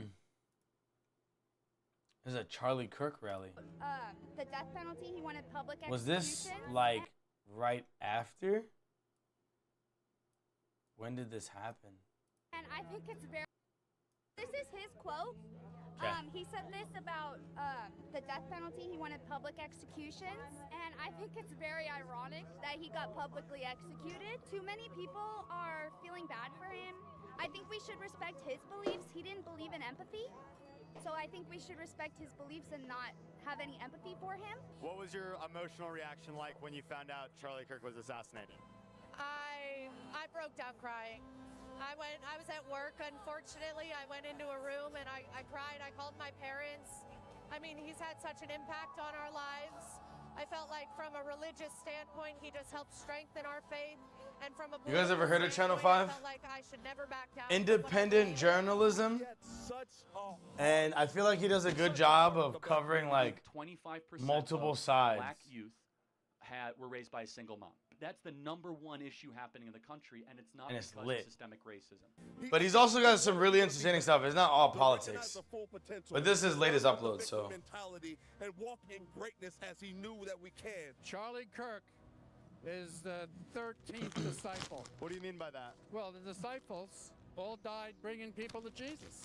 They were martyred bringing people to Jesus. So now Satan's Bring your people to dancing and Jesus. thrilled, and I'm telling people, if you voted for the Democrats this last election, you voted for the cartels. Have you always been so religious? No, because when I was Extremists, in Vietnam, I was killing people, no bueno. and I couldn't understand what the hell was going on. So this is my conditioner and my hair gel. I think those two is all we need. To die for children. We're supposed to jump in front of the gun, counting or not counting gangbangers. What would you say resonated the most with you about his messaging? Well, the message of hope, even though things may seem Chad, I gotta run an ad. Christ, but also Just 3 minutes, so you don't have to get interrupted while you watch the stream. like how he got married You can early, avoid them and by how he talked subbing. You can do about that for having free with a Twitch kids, Prime. really resonated with me 'cause Or I think a lot of that is a solution paid sub to at a lot $5.99. of I'll see you in 3 minutes. the Thank you. problems and the challenges that we're facing here in America. He was Jesus on earth. He was like living AI, where you could go and ask it a question and it would respond. Living AI is a crazy thing to say. Absolutely. He was living AI. Red Brain rot. Brooklyn, bagel, binky, brownie, Bambi, peanut. We really like the way that Charlie Kirk thought about marriage. I'm single and in my 40s, and maybe there's like been a little bit of. Bitch, you're in your 40s. Maybe I'll Yo, find you're my forever perfect single with man. all those dogs. You know, you're not gonna find really anything Nigga. at the bar or stuff like that. Lady has 8 so- dogs. Yeah. Although I have 10 dogs, so I don't really need a man. 10! It would be nice maybe if I had one. What about 10 Charlie Kirk's dogs. message resonated with you most? Ain't no way you're gonna meet a normal dude. Swung the vote as No a way. single human being, and then all of a sudden he passes, and his voice just gets louder. People don't die for a lie; they die for the truth. Have you heard some of the more outlandish theories about that? About why he was assassinated? Yeah, I have, and I don't care. Totally. Where do you think the Republican Party goes? Totally. Goes from here? Yeah. Oh, it increases. The Democrats know they're losing, and all they have is the murder, That's a lit tie. violence. And I think what makes this Swag worse, tie. now Nick Fuentes is like up next. Elon Musk, you weren't born here. Milo, you're a Jew and you weren't born here. Candace Owens, your husband, wasn't born here. Go the fuck home. That's what happens This when I nigga think you crazy, take out son. somebody like Charlie Kirk. Now you get like Nick He's a Fuentes is tweaker, now son. the next guy up. I'm the realest nigga on the internet. That's in the middle of my Bruh. generational run. You This took out nigga crazy. Some dude who was laid back, politically correct in like a Republican sense. Now you got this Mexican white kid who's like, we need only white people, So, Yeah. Where do you think the future of the Yeah, Republican he's- Party is going to stand? I don't It's think gonna go he's along the Charlie white. Kirk route, I think. Because I don't think, if you think about Nick Fuentes, you don't really see, I don't think he would be pulling a crowd like this. It's not to say anything against Nick Fuentes and like bashing him in any way, but like Erica Kirk has been named the new CEO of TPUSA, so we have that, and I think she will do a really great job. Another person that's more maybe closer to Charlie Kirk in my mind, maybe might be like a John Doyle. And I would like to see Trump, Don Jr. and Eric and J.D. Vance and Barron one day be president, and maybe even my own. All nephew of one them? day be president. Damn. I can see it. Yeah. Thank you. No diversity Really inside? energized seeing They're all all like these the people same here to nigga. worship God and to worship Charlie. I think it's beautiful. I'm holding back tears right now. Did you guys know Charlie? I know that the floor seats are like friends and family kind of deal. We did not know him, but we saw him all the time. I mean, we're like, what, stalkers? Why do you think Charlie Stalkers. Kirk was assassinated? Yo, Oh, check out my really dop based kit, son. off of basically what the Peep game, son. Look at this. So I just got this shit. It was like free from Lululemon. And generally pretty nice. I really like how it looks. It's just a bit small. I'm used to using this one that I got from Amazon, which is certainly bigger. But I figured I would just use this like newer one because I got it. My only complaint about it, oh, what's cool is you can carry it like this. But I can also carry that one like this. All right, whatever. My only complaint is that I'm not able to store as much inside of this. Usually I can store my hairbrush. I can store a bunch of hair product. And then I usually bring a lot of wet wipes for my glasses, and that'll all fit in here. Well, sorry, it'll all fit in here, but then this doesn't really hold all of that. But it is a little nicer, so I'm going to try traveling with this one anyways. I'm going to leave this one behind. But in the future, if I have to, I'll just use this one, because this one's nicer, but it's just small. Tyler Robinson said. Yo, thank you for where he 2.8K said that, likes. like, I appreciate y'all. He thought that he was spreading hate in that sense, which, in my opinion, like, yes, like, to some people who might not have maybe the best worldview, or maybe, like, who are just in a bad place, might think that, because maybe Charlie Kirk might seem like he's actually, you know, berating you for the way that you are, you know, living your life or things like that. I was born as a man, and now I'm a woman. Okay, no, but you don't become a woman just because you dress like a woman. My mom's from Mexico, my dad's from Syria. So when she came here, did she know she was breaking the law? She was like, I think, 17, so yeah. Did she know? She probably know. Okay, therefore you should go back to your country of origin. If you knew that you were invading somebody's home, I don't have sympathy for you. I feel like it was for Invading. religious reasons. I think there are people that don't feel comfortable in his faith and him going out speaking, and there's a religious revival going on. He was touching people. He was getting out there. I mean, I think we became tolerant about things that were not correct. I feel like we have a generation that doesn't understand If I could just what fit. the nation was built on. They don't understand their rights. I think, I could just fit unfortunately, when you these. pull God out of regular day life, you start to let evil in. They were wrong, but they didn't want to accept it, so they killed him for it. Yo, Damn. yo. What is up, brothers and sisters? This is Andrew Callahan, Channel 5 News. You guys may have noticed that I'm actually not in this video. It's because during the Charlie Kirk Memorial, I was actually down in Mexico shooting for Canal Cinco, an all Spanish language original Son, content channel. I love Shot him. 4 He different speaks videos good in 1 week Spanish down and there, everything, I too. just got back today, the day after the Charlie Kirk funeral. Left Wing shows you stories that might 40% off. Alright, this For is the like way or ill think you can sponsor. judge him. I'm kind of, damn. Yeah, if Andrew's not in this, damn, I kind of don't want it. Yeah, I didn't realize that was not Andrew. I did not.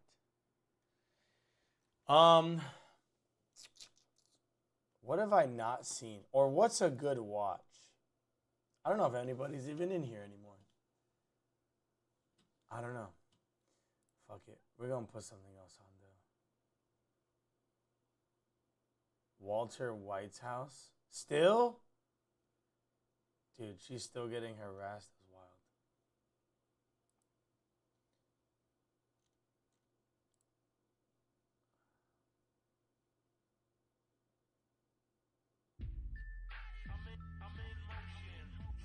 Five cast? Wait, I don't think I've ever seen a five cast before. Ladies and gentlemen, my name is Andrew Callahan, and you're Oh, it's like a podcast. All right. I don't want to watch that. So, let me see here. Instead of having this on, let me see. What would we watch instead? Hold on. Okay, Patrick CC Bay. Hold on.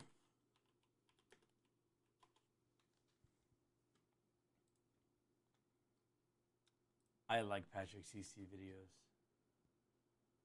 Whenever it feels like we are making progress towards a society that refuses to fall victim to mindless consumption, or we are having honest conversations about how young people can't afford houses or have families, something like Labubu comes around and destroys all faith in humanity. Now, there's nothing wrong with having a collection: music, trading cards, comic books, coins, seashells, whatever brings you joy, especially if you are a child. But something about Labubu feels off. It feels less like a genuine collection and more of a hollow trophy that people convince themselves they need because someone with millions of followers attached it to their purse. It's the illusion of status packaged into an evil-looking doll that proves how easily we're manipulated by major corporations. Okay. But the crazy part is, this is not the first time something like this has happened, and we're not even embarrassed to admit that we keep falling for it. And as if the amount of money that people are spending on these things isn't shocking enough, How much there is are people real spending on crime and violence breaking out because of these dolls. And once you see just how far people are willing to go for Labubu, you'll understand why this isn't just a dumb toy, it's a symptom of something much worse. Before Labubus became the world's latest big-time collectible, they were just silly sketches made by Kasing Lung. The Hong Kong-born artist spent a lot of his childhood in the Netherlands, becoming infatuated with Nordic fairy tales, especially the elves that were separated as beings of the dark and of the light. In 2015, Lung decided to make his drawings into a short story for children that he called the Monsters Trilogy, telling a simple story about how a child meets a playful tribe of fictional female elves called the Hey, Labubu. yo. That's why I wanted to create something that I've always known existed in my heart, he said in an interview. It's so amazing that so many people love it. Shortly after, I he love released a handful how, of toys as an artistic trial run, and his fans absolutely loved it. Many people are surprised to find out that the Labubu characters are supposed to be kind-hearted creatures that are eager to help, only for everything to erupt into chaos following their various funny antics. According to Lung, there are over 100 different characters, each with different backstories and relationships, picking on or bullying Really? each other in innocent ways. 即係咧，Labubu 其實有好多咁，有百幾隻嘅又係。其實 Labubu 我希望有一個角色。 I didn't know that. I didn't know this. 俾 Labubu 欺負嘅。 But not everyone interprets Labubu seeming kind-hearted or acting like friendly bullies. For a lot of people, the teeth and sinister smiles really freak them out. I personally find them creepy and have no desire to have any of them for myself, family, or in my home. Whoa! I don't understand why everyone They are a else little thinks it's creepy. cute when it's obviously Who's creepy. this? However, Labubu did create Yo, what's a good, cult Parsky? following, which caught the attention of a Parsky with the Beijing-based company called two. Pop Mart, a company known What's good, for son? blind box packaging. Pop Mart How you and doing, Labubu Parsky? developed a licensing Thank you deal for the in raid. 2019, and it changed the company If you forever. talk, I Shortly can after raid their you. partnership was I mean, I can established, shout you out. 55,000 boxes of the Yo, Labubu what's miniseries good? were Shout out sold my boy, out in 9 Parsky. seconds on Pop Mart's online shop, and that was over 6 years ago. I'm doing So the good, hype man. surrounding these toys is not I'm new, packing it's just new to for America. a And trip while the tomorrow. company does have some So we're offerings watching where you can a actually little choose video which one about you're going to Labubus. purchase, it primarily I'm sells doing good. blind How was box your skate figurines stream? now, making up more than 70% You fuck with of it? the business. I heard Blind boxes I have heard been it's a around good game. for I heard over 40 people like years it. in East Asia. How do you It's like just it? that recently they've become America's largest obsession when it comes That's to collectible fire. toys. Yeah, The man. concept is incredibly simple for businesses to get the consumer excited. On the external packaging, the customer can see a few different Labubus they might get. Maybe you will get the pink one. Maybe you will get the green one. It even tells you the odds of getting them, 1 in 6. But the key is putting the secret one there. It is grayed out, so it is a total mystery. The secret one has a 1 in 72 chance of being in your purchase. 1 And in this could be one of the 72. main reasons that is causing younger generations to collect more than they ever have before. In a survey conducted on 21st Century Collecting around the world, we've discovered that the average young adult spends almost $2,000 a year on collectibles.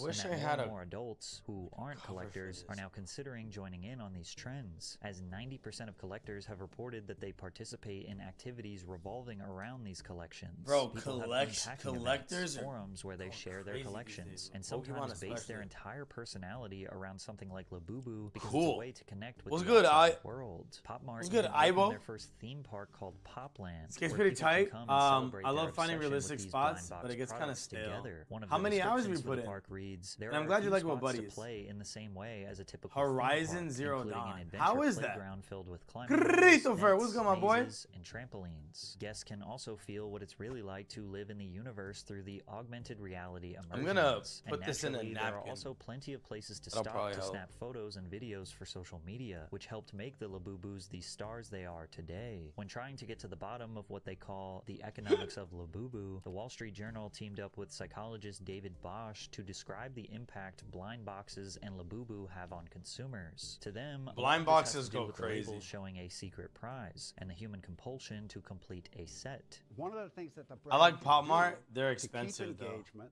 to encourage consumers. Wait, to is get a little Pop more Mart like a excitement out of different it, kind of is to label the collectible? box. That specific. Hold on. I'm an unk, so let me get educated. Pop Mart official? Or is that... Oh, Pop Mart is who makes the Labubus. Okay, they retail products like Labubus. And Labubus. Oh, I see. Yeah, aren't these like $80 each or some shit? Or am I wrong? You have 17 hours on skate. Horizon actually fun. Robot animal things that took over the world, some shit. Yes, I know. 300? Okay, you mean like aftermarket. They don't retail for 300. Why are people buying those things? Goddamn. Well, we're learning about it now. Also creates a Actually. It's a well-known, well-supported phenomenon that most people, under certain conditions, have a very strong tendency to want to complete a set. The concept of the blind box has become so popular that thousands of YouTubers have used it as a perceptually fun way to entertain themselves and fans at the same time. A good example would be how Rhett and Link looked for extremely rare Unboxing, bro. toys in a segment of their show, Good Mythical Morning. Hold on. That was not it. This one's special. Hold on. Hold on. What's good, Paul Harvey? You got the Robbie. You got Wait, the what? Robbie. Apparently some of these go for like $300. And Robbie came with a drum. We learning this shit together, bro. What in the world? This is the most fun I've had in years. You can see that these blind box collectibles have an interesting impact. Most on fun I've people, had in even years if is they don't know crazy. what the toys are. Nice to meet you, why bro. How you they're doing? interesting, special, I think. or Wait, even did if you they come from don't Parsky like the stream? way I think that I've seen they you in here look. before. Once people realize they are rare, they start to attach value that isn't actually there. Pop Mart and Labubu's business model mostly relies on this. Nothing creates There you hype more go. than the illusion of scarcity. The old classic: low supply, high demand. However, what really started this Labubu craze was another classic modern day. This Teletubby shit effort, looks kinda paying a celebrity gas. to endorse the product. Can I link Because some just a few shit? months ago, one of the world's most famous K-pop sure. stars, simply known as Lisa, sent the world into a frenzy after she confessed her love for Labubu. Lisa I'm is from a Thai Parsky. singer, Yeah, rapper, okay, I remember you. dancer, and actress who How you doing, became bro? the most followed K-pop idol on Instagram. But she's been seriously climbing the industry ladder since 2016 after joining the girl group Blackpink. By now, K-pop isn't just a genre; it's a full-blown global Say movement. hello, Streaming series. has skyrocketed, with Spotify reporting a staggering 362%. Damn, these are increase kinda in cute. K-pop streams worldwide over the past These are 5 not scary. years. The top 100 Labubu's K-pop a little artists scary. globally amassed a jaw-dropping 90 billion These are on-demand mad streams, cute. with a 42% growth. I mean, I wouldn't year buy over this year. shit, but They've also developed some of the most Nigga, that shit's diehard cute as fuck. cult-like fans on the internet. Fans will create entire Twitter Just accounts spend all my dedicated to a paycheck on- single wait, idol, no, posting no way. hundreds of updates a day like They are unpaid cute. They publicists. are. They'll organize They actually mass look good. streaming parties where They thousands actually of people look good. loop the same song A 24/7 Ted doll? just to inflate Really? the chart numbers. Some even spend I never saw hours Ted, the translating movie. Is it good? interviews, subtitling videos, and Chat, I archiving got a every fucking, second of a singer's life. I got a To packed outsiders, underwear. It looks obsessive. It looks like the musician is at the socks. center of a fan's Hold on. entire identity, and sometimes they will attack anyone who criticizes them. But to the fans, it's just loyalty to their favorite star. And Lisa is arguably the most famous of them all. Lisa's been in ads for PlayStation 5, Louis Vuitton, partnered with Bose, and has been a global ambassador for Celine and MAC Cosmetics. So whenever she was asked to share her secret obsession with Vanity Fair's YouTube channel, anything she chose to promote was going to turn into pure gold. And in November of 2024, her obsession of choice was Pop Mart collectibles. samples. Hi, this is Lisa, and this is my secret. Is she Japanese? Son, she put that shit on the This is map. Pop Mart. It's a blind box, so you don't know what's inside. Can I open it? Oh my god. How do you get this? This is really rare and hard to find. Every collection, they have like the rare. Son, this is shit that we deal with as gamers. Like, I remember when Amiibos came out. Now, like, it wasn't a blind box kind of thing, but when it came down to Amiibos or other kind of collectibles, you know what I mean? Like, we had our phase. Or at least I had my phase. And now I'm like, man, fuck all this shit. I like it. I like the first one as a kid. The creepy ass dad killed me. Never heard of her. Wait, there was a TED TV show? It's really hard to get. We call them secret. So I Hold always on. What wish is that Lisa? I got secret. One by one. Yo, Lisa nice to meet unwrapped you, her blind Ibo. boxes, getting Where are you more and more watching excited from? with every new figure Like, in. are you What got you're in the everyone's US or attention somewhere were the else? large Labubu So yo, she she's held a in each Thai arm. rapper She and described singer. the impact Pop Mart had on her friend and how she couldn't stop herself from buying to unlock new characters. Just want to get some sort of background stuff for my stream. Okay. Oh, I feel you. this is so Just heavy. Just put a TV back there, son. Tell one doesn't. So this Simomo and this is Labubu. Yes. I just got. So Labubu was manufactured to be popular? Like they just paid a bunch of influencers to promote it and pretend to love them? No, Paul. So the story that we're being told according to this video is that this Taiwanese man, Symptom of something much made Labubus like breaking out conceptually because of these dolls. as a And part once of, you see you know, just how far like his people own like can art go for form. Labubu, you'll understand And why this is the darken of the light. In 2015, Lung decided to make see, these like, drawings into a short story for children. That so he he called made the a short Monsters story Trilogy, for telling a simple children that hit off, and then he just made toys, like, you know, and it only popped off when Lisa promoted it, but she wasn't. I don't think she was paid to promote it. I mean, she might have, but I don't think she was really paid to promote it. I mean, it's genuinely like an addicting thing for people, and it's no surprise that a human being ends up, you know, liking that shit. Whoa, this is Pop Mart. All that shit It's is a blind paid. box. I mean, I'm not gonna say that you're wrong, but to say that she doesn't like this is also disingenuous. No, yeah, I'm not disagreeing that there's a lot of money in it, but I mean, we don't really know for sure, to be honest. Like, you're claiming that she was paid money and a lot of money considering how big she was, but this only got popular when she started talking about it. So I'd agree with you, right, if she's now popularizing something that already has traction. But this is shit marketed for kids. And now it's an adult promoting it on Vanity Fair, which is not a children's publication. So I'm not saying you're wrong, but I say it's very unlikely that she was probably paid for it. But maybe she was. Who knows? But I say, like, you know, if it was already had a presence in the market and needed more expansion, I get that. But I don't know. So you don't know what's inside. Maybe you're right. Can I open it? Oh, There's lots of famous people with them. Yeah. The point that I'm making is that those famous people, you know, having them did not have them before Lisa did. Like, Rihanna had them because she wanted one. Yeah, exactly. The point that I'm making to Paul is that basically no celebrity at the public level had these before Lisa did. Lisa was the first person to come out with it and basically put it on the map for more people.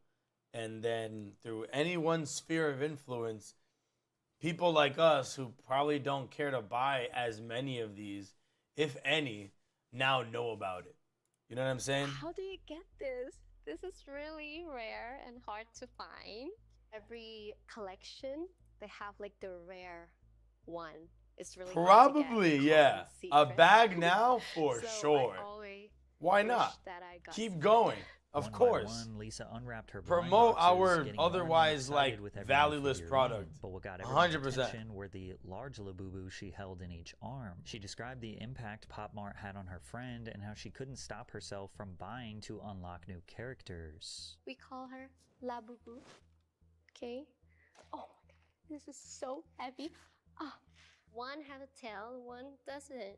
So this Simomo and this is Labubu. What's the rich enough to get cool ass shit for free? I just got into Pop Shit, I Mart, mean, you like, can always start with early this Amazon year, reviews. and Do enough of those, you'll get some cool learned tech about shit for free. this from my I was considering one of doing my that, close actually. friend in Thailand, and when I went to Thailand, she was like, "Oh, She's let's such go a to Pop beautiful Mart." I Thai was like, woman, oh my "What god. is Pop Mart?" Thai women are Like, so "What?" beautiful. And she's like, "Oh, it's like, you know, it's a sell toys and stuff. Like, we should go and check." And then I went with them. And I was like, to be honest, I was like, I was not into it at all. I was like, no, I'm not gonna spend my money on this. And then they came out and they were like, oh my god, like the one that I want, like it's sold out, it's so hard to get. And I was like, is that hard to get? And then they, you know, Scarcity showed me a bunch of economics. stuff. And as soon as I got them, I go crazy. Like I spent all of my money. What's really sad is that people couldn't tell that this entire video is just one large paid advertisement, but it worked. After the seal of Yo, approval, y'all were right. Pop Mart's share price has grown by almost 600%. I mean, in I don't just know what 4 his sources years. are, but yeah, you're like I said, there's a chance that it was paid. But to think, I wonder how much they paid and how much it popped off. Now, this creepy-looking figurine with confusing appeal has Shit, man, I gotta managed hit that. to Have a good enter rest the of hearts Yo, and minds of some of Parsky, the thank you for richest stopping by, bro. celebrities all around Appreciate the you, man. world. Korean artist Good Vo old is seen business. walking around with Nah, Labubu in death. Seoul. Rapper Central C and Dua Lipa have been seen with theirs attached to bags. Kim Kardashian posted worth an that entire much? collection of them on Instagram. And Madonna Yo, received the a margins Labubu are birthday treat atrocious. that's, quite frankly, one of the most terrifying-looking things on the planet. And if celebrities Their aren't the ones margins are purchasing Labubus egregious, for brother. themselves, they're receiving them as gifts. What from are they? friends What or are their family members. expenditures? Like They're not how gonna spend football shit. legend David Beckham posted an image of an apparently rare find that he received from his daughter. These celebrity advertisements have been one of the key driving forces for Labubu's current obsession. And I feel like we must address the elephant in the room about how this thing looks incredibly evil. The sharp teeth, the unsettling grin, the slightly furrowing eyebrows. You can't help but notice this toy has a slightly demonic feel. No wonder why these Hollywood elites love this toy. It represents them perfectly. Celebrities have always mastered the art of appearing glamorous enough to worship, but approachable enough to trust. They present themselves as icons of beauty and innocence, while behind the scenes they're laughing, squeezing every last dollar from the people who idolize them. Labubu is just the perfect prop for that illusion. A sinister little mascot hiding in plain sight, smiling as it drains your bank account. Across all Man. different social media platforms, everyone I and think their it's taking mother it has too an deep. unboxing video for Pop Mart's new favorite product, picking them up from one of the company's 500 plus stores or 2,000 plus vending machines around the world. True. Eager to record themselves unboxing How them much for the time we got first left? or 300th We're like time. halfway through. 8 minutes. Y'all ready for this? No.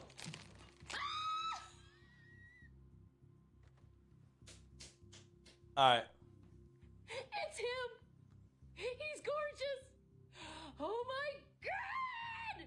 Can you believe? The doll seemingly Son, is no longer capitalism. about whether you actually like the thing. It's about proving you belong to the exclusive club of people who Capitalism, have it. dude. The doll itself is meaningless, but the association is priceless. People have convinced themselves that having one signals wealth and exclusivity, even if all they did was pay retail price for a hunk of vinyl. I am the owner of the famous 24-karat gold Labubu. And of course, Le many baby. buyers are trying to justify their purchase by saying it'll be worth more someday. But if history has taught us anything, Nah, it's dude. that collectibles rarely pay off like people think they will. If you look back, Collectibles at your are not childhood, gonna odds pay off are you anymore, collected bro. a little something. Maybe you did it because Too you many loved it, niggas or be maybe collecting you did it shit. because everyone else was doing it. But ultimately, it didn't. I matter think because collectibles it was are just part of growing fucking up. dead. For me, it was Pokemon cards, WWE They're wrestlers, just dead and Hot now. Wheels. For others, it could have been lunchboxes, Barbies, It's gotta be a Beyblades, limited, rocks, like, or literally anything else. limited But now release by collectors have quantity, become not limited sellers. time. Collections are no longer there to express their admiration for a passion or interest, but to auction them off for hundreds, Beanie Baby, thousands, yeah, or maybe even millions of except they're not dollars. gonna They see appreciate like collections Beanie as Babies an did. investment, a way to get rich quickly. In fact, 40% of so-called collectors have openly expressed how Collecting they cars, intend to sell yeah. their collections as they increase Doesn't in that suck? value. And of course, You there can't are fucking tons of buy the collections cars that out you there want that because people just have want to make increased money in off of value it. over time. But And Labubu's yo, like, are shit, like, listen, scalping can be legit money, but like these people are making like shit margins, bro. It's really not much. You know what I'm saying? Like think about it. Like, there was a point in time that I scalped before I realized that it was like scummy because I did it like in high school. But what I was scalping was like amiibos. It really depends on the item. For the margin, yeah, that's true. But yeah, I was like scalping like amiibos. Yeah, I mean, I was in fucking high school, nigga, and I was like, bro, like, I love an extra $30. Yo, thank you for following, Paul Harvey. Yo, I'm on all these platforms, and I post a new video every day. Today is day 239 of a new video every day. I'm on YouTube. But yeah. But back to what I was saying. Yeah, fucking crazy, though. So yeah, I would make like $40. I'd make like $30 like selling like a Martha Amiibo or some shit. And I scalped that. And then aside from that, I scalped oh, they released like the NES Mini. You guys remember that? They started releasing like mini versions of their own consoles, Nintendo. And I think I made like $200 selling that shit on eBay. But then after that, I was like, man, like, this shit is a waste of fucking time. I remember that. Yeah. So that was like their first ever, you know, like release. So I was like, if I can get one, I'm going to buy one. But again, I was like younger. Like I was like a freshman in college. I was like a senior in high school. I didn't realize that it would be scummy. And I've got empathy for people, but a nigga need money. You know what I'm saying? But, I mean, I don't want to call scalpers lazy people, you know, because that's easy to say about them. But I genuinely don't believe that there's, like, good margins in going to fucking Target and waiting in line to buy some fucking kid's toy. Like, come on, like, what kind of money are you making? Like, just do overtime. Like, just work overtime at work, you'll make more money. Like, honest to God. That's why I default to think that scalpers are kind of like lazy people. Because, like, even if you're reselling a Switch 2, like, what are you gonna get? Opportunistic? Opportunistic would fit more if you just happen to, like, come across it when you're, like, walking or driving around. But these people have a strategy to fucking buy this and wait at a store in some cases. I feel like there's, like, a sizable inconvenience that comes along with scalping. Like, it's not a simple pickup. You know what I'm saying? Like, particularly with the Switch 2 release, it's like it was midnight release and you're waiting outside like all fucking day. It's low effort for the work. I mean, it's low effort for the money you could make. I think that's a better way to put it. Because there's also tons of low effort work that pays you good money. I mean, look at office jobs. And at least that has a guaranteed amount of return for your investment. And I mean, there's no scalper that I would know of, especially the scalpers that are taking away Pokemon cards from us, that are making a living scalping. Like, them niggas don't have enough capital. You know any scalpers that drive sports cars? Like, no. They're trying to afford some more bullshit. And they already are employed. You know what I'm saying? But I do agree there's an easy way to make some quick cash, but like they never really know what it is. The PS5 30th anniversary was crazy hard to find. I bet. I wanted the controller for that. I actually have whatever the anniversary was. I guess it was like the 25th. But I have the 25th anniversary PS4 controller. That shit is amazing, bro. I love that shit. And I don't even play my PS4. But I wanted to get that controller, but I mean, at this point, I'm not going to get it. But I really did want that controller. Such a nice controller. Because didn't they also release like a PS5 like that too? I don't own a PS5, but I would have bought that shit. But it was like the Pro model. I was like, bro, I'm about to spend $1,000 on this shit. I'm like, fuck that. What I am about to spend $1,000 on is, yeah, I know about the ROG Ally. Sorry, the Xbox Ally. You guys have heard of this shit, right? Come on. Y'all know about this, right? Oh, you can pre-order it? Nigga, it's $1,000 unironically? Y'all some bitches, bro. Nigga, I thought it was $899. $1,000? Yo.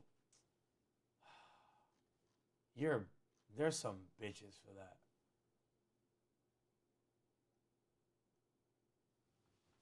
Yeah, I don't know how this is just getting. Lenovo Legion Go 2 is $1349, bro. Nah. Nigga, this is crazy.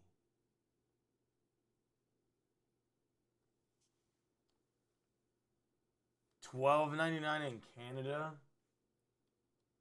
Can I get this cheaper overseas? Probably not. Wow, it's going to be exclusive to Best Buy. Okay.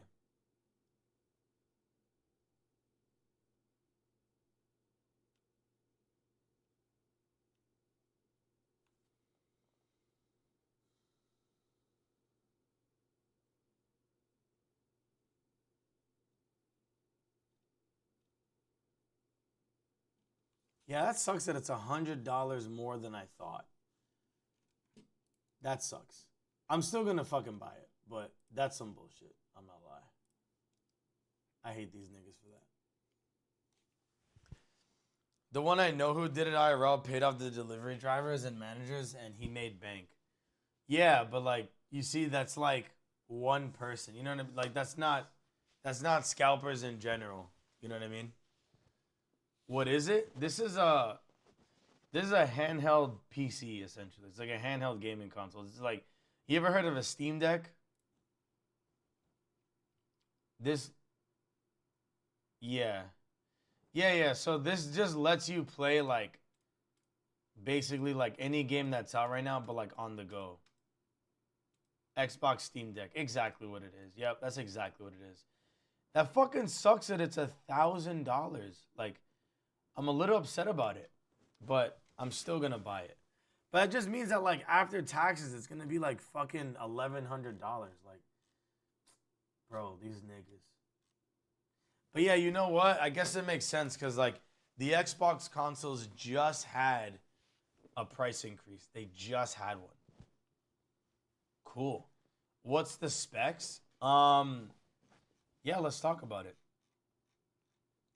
So it's got a lot of proprietary hardware. So I don't know if you can make sense of it, but it's got an AMD Ryzen AI Z2 Extreme and a Z2A processor. But I would say the English in all of this for you would be like the refresh rate. So it's 120 hertz. It's 1080p, but on a 7-inch screen. So it's going to look really good. I got nothing, exactly. So it's got 24. Well, it depends on which version you're getting. So they have two different releases. I'm going to get the more expensive one because I don't mind splurging. But yeah, so the base model will have 16 gigs, or you can go to 24 gigs of RAM. You can do 512 or a terabyte of storage. They're both going to have the same screen. 1080p IPS, so the colors are going to look good. 120 refresh rate screen is going to come with FreeSync, so you don't need to use VSync, I would assume. Corning Gorilla Glass, so that should be pretty durable, I'm assuming. And then depending on which side you're getting, if you get the base model, basically it's just coming with multiple USB ports that are going to have different levels of file transfer speeds. And that's really all that it comes down to. Aside from that, one comes with an 80 watt hour battery and the other one with a 60 watt hour battery. And that's basically it. So I own a Steam Deck, actually. And while we're here, I can show it to you. Comparing it versus the Steam Deck. I can, but it's not like objective. So I own a Steam Deck, so I can tell you that the Ally's gonna blow this thing out the water. But it's not really fair to the Steam Deck that it blows it out the water, because the Steam Deck was made in like 2022, and their design philosophy was not to make the most like graphically strong piece of hardware.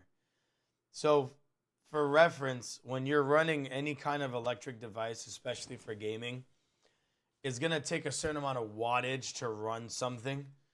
And these handhelds or laptop computers, they're going to be capped at a wattage. So for reference, this Xbox Ally is actually a rebranding of an existing product.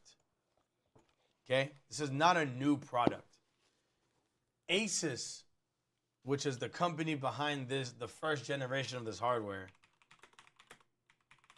has already made 2 different versions of this. And it's got similar specs, but obviously like worse than what you're seeing now. So this product already exists and I've used it. It's a really good piece of hardware, but the battery life sucks dick.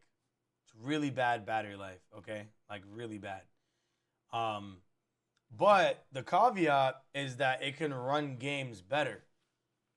So the difference is like it's pushing games at like 30 watts, I think is the max. And then the Steam Deck is only doing a max of 15 watts. So I love the Steam Deck and I would not buy this if the Steam Deck 2 was on the way.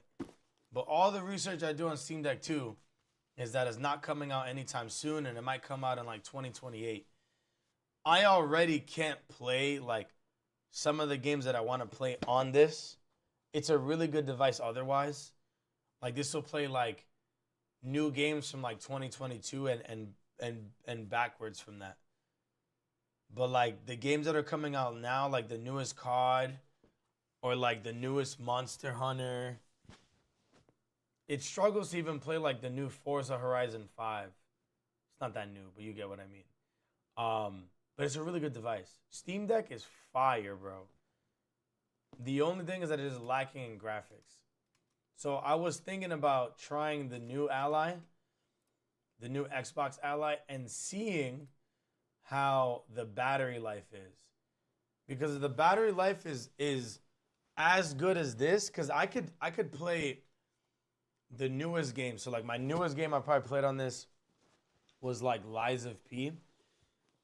I could play Lies of P for 2.5 hours before this dies, which is a decent amount of time. You know what I mean? And then I bring a portable charger with me, so I really get 5 hours off of it, which is great. And the game looks all right, you know? I've also played Elden Ring on this for that amount of time as well. But yeah, I mean, if the new Xbox Ally can't do battery life like that with like similar graphic fidelity or better, then I don't think it's worth buying. Because I buy this for a mobile device. I have a very capable computer. So it's more about me just like playing shit on the go versus it looking amazing, you know? That's why I got this over the Ally I just showed you guys. So I think it'll be good, but it is really expensive, I'm not gonna lie. It packs a giant battery if that helps. Yeah, like this Steam Deck has like a 50 watt battery, and then that one's gonna have an 80 watt battery. So that's also why I want to buy the newest, that's why I want to buy the more expensive device. because it comes with a better battery. But yeah, it's like $1,000. It's like a phone. It's fucking ridiculous. Pretty new, and they're starting to But see it's lit. I've got like every flashy game I pink want on this, trend that is except for the reminiscent new of ones. Beanie Babies. In the late 1990s, Yo, somebody's talking about Beanie weren't Babies. just plush toys. They were marketed as miniature fortunes in the making. Thai Inc.'s strategy of artificially restricting supply by limiting retail orders and frequently retiring certain models created a frenzy where $5 stuffed animals were believed to become the next gold rush. At the peak of the mania, Beanie Babies accounted for roughly 10% of eBay's sales. We even saw full-grown adults separating Beanie Babies during a divorce. But all those people who hoarded these rare toys were disappointed to find out that they weren't worth anything. It doesn't matter that sellers listed them for thousands of dollars online. Even still to this day, you can find listings for hundreds of thousands of dollars. But things are only worth what someone is actually willing to pay. And the harsh reality was that nobody Beanie Babies look ugly, the most though. reckless spenders could be convinced that these toys were rare or valuable. So people ended up selling their Beanie Baby collections for dollars, sometimes even cents at garage sales, which drove the value down even further. What was once perceived as a life-changing investment turned out to be nothing more Life-changing than investment is overpriced clutter. crazy. This is almost a fabric of American culture at this point. You'll see shows like Antiques Roadshow, Pawn Stars, or American Pickers, where people drag out dusty items from their attic and pray they've been sitting on a fortune without even knowing it. The fantasy is irresistible. The idea that some random object you already own could secretly be worth thousands. It's the modern day lottery ticket, except instead of scratching numbers, you're banking on nostalgia and rarity. But the uncomfortable truth is that most collectibles never hit the Everything's jackpot. bullshit. For every person who sells No. a first edition comic for 6 figures, there are millions more who are left with boxes of junk that they swore would pay off one day. Even though we're still at the peak of the craze, occasionally you might see videos online where a collector recognizes that they might be spending a little too much money on Labubu's, but then you'll find investment gurus in denial justifying the purchases in the comments. They're actually worth more than $120, so you got lucky. The scary part is, because of the Labubu popularity, we're no longer just talking about overpriced toys, we're talking about an obsession that's bleeding into real life in some very dark ways. Like how parents will give their own children a choice between hundreds of dollars or a Labubu blind box, only for the kid who receives the money to almost break down in tears, even though they end up buying a giant Labubu with the money they were given. Now, to give the kids the benefit of the doubt, they're kids. They don't know the value of money. Of course, they want a toy. However, there is no excuse for the full-grown men who will buy up as many Labubu products as they can in order to resell them to children and other collectors for a much higher rate. And they have the audacity to claim that they're just passionate collectors. We got a lot of slack on Instagram, but because of how much stock we have, you took all our stock, we're collected. And Nigga, you're triple the there's price not and this and that. passion. But unfortunately, people don't understand how a business model works. You know, No. Bruh. People perfectly understand how the business model works. You try and squat on as much inventory as possible so there's scarcity, and then people have FOMO, so they want to make sure they get it, so they'll pay the extra markup that you just drive the price of the roof. They came and shopped. Nigga just corners the market. Kids. Someone stole her Labubu from her bag. You're kidding. Yes, at school. Tough. And then I speak to my daughter. Labubu robbery. My daughter's got 7 on Capital her bag. punishment She's required. got every generation. We're stealing off kids. Bro, it's not normal. Not normal. So yeah, I told her take all the Labubus. Unfortunately, it is very normal now.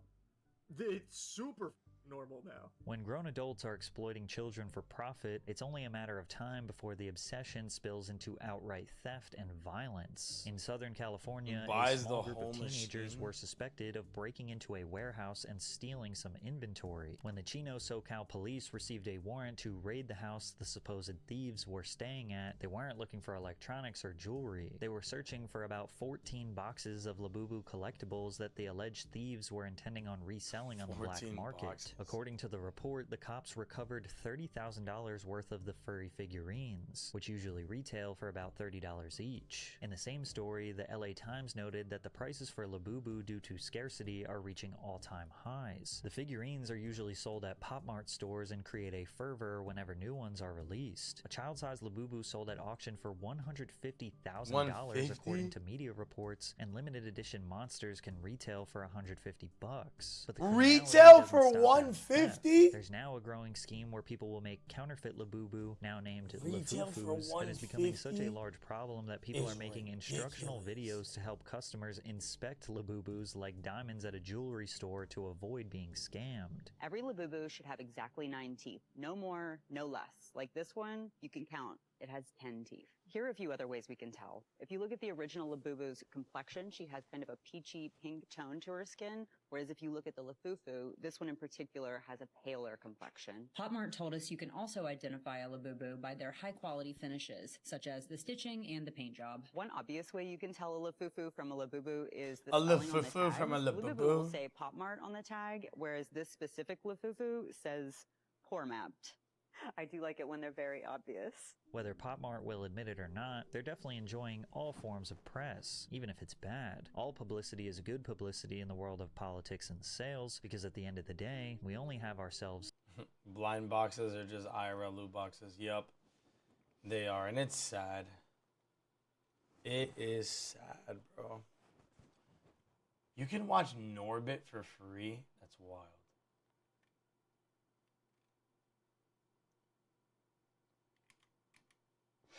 Well, that was nice. What other Patrick CC videos have I missed?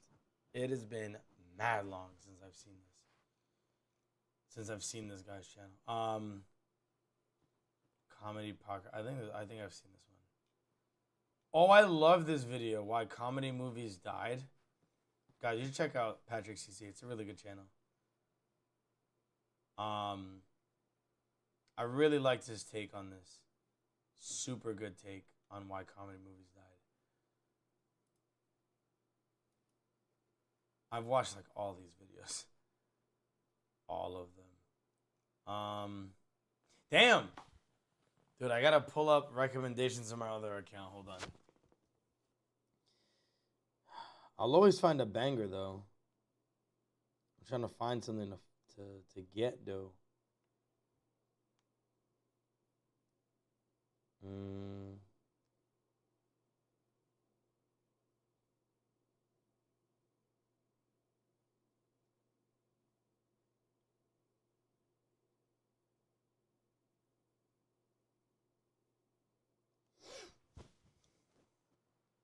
I don't know.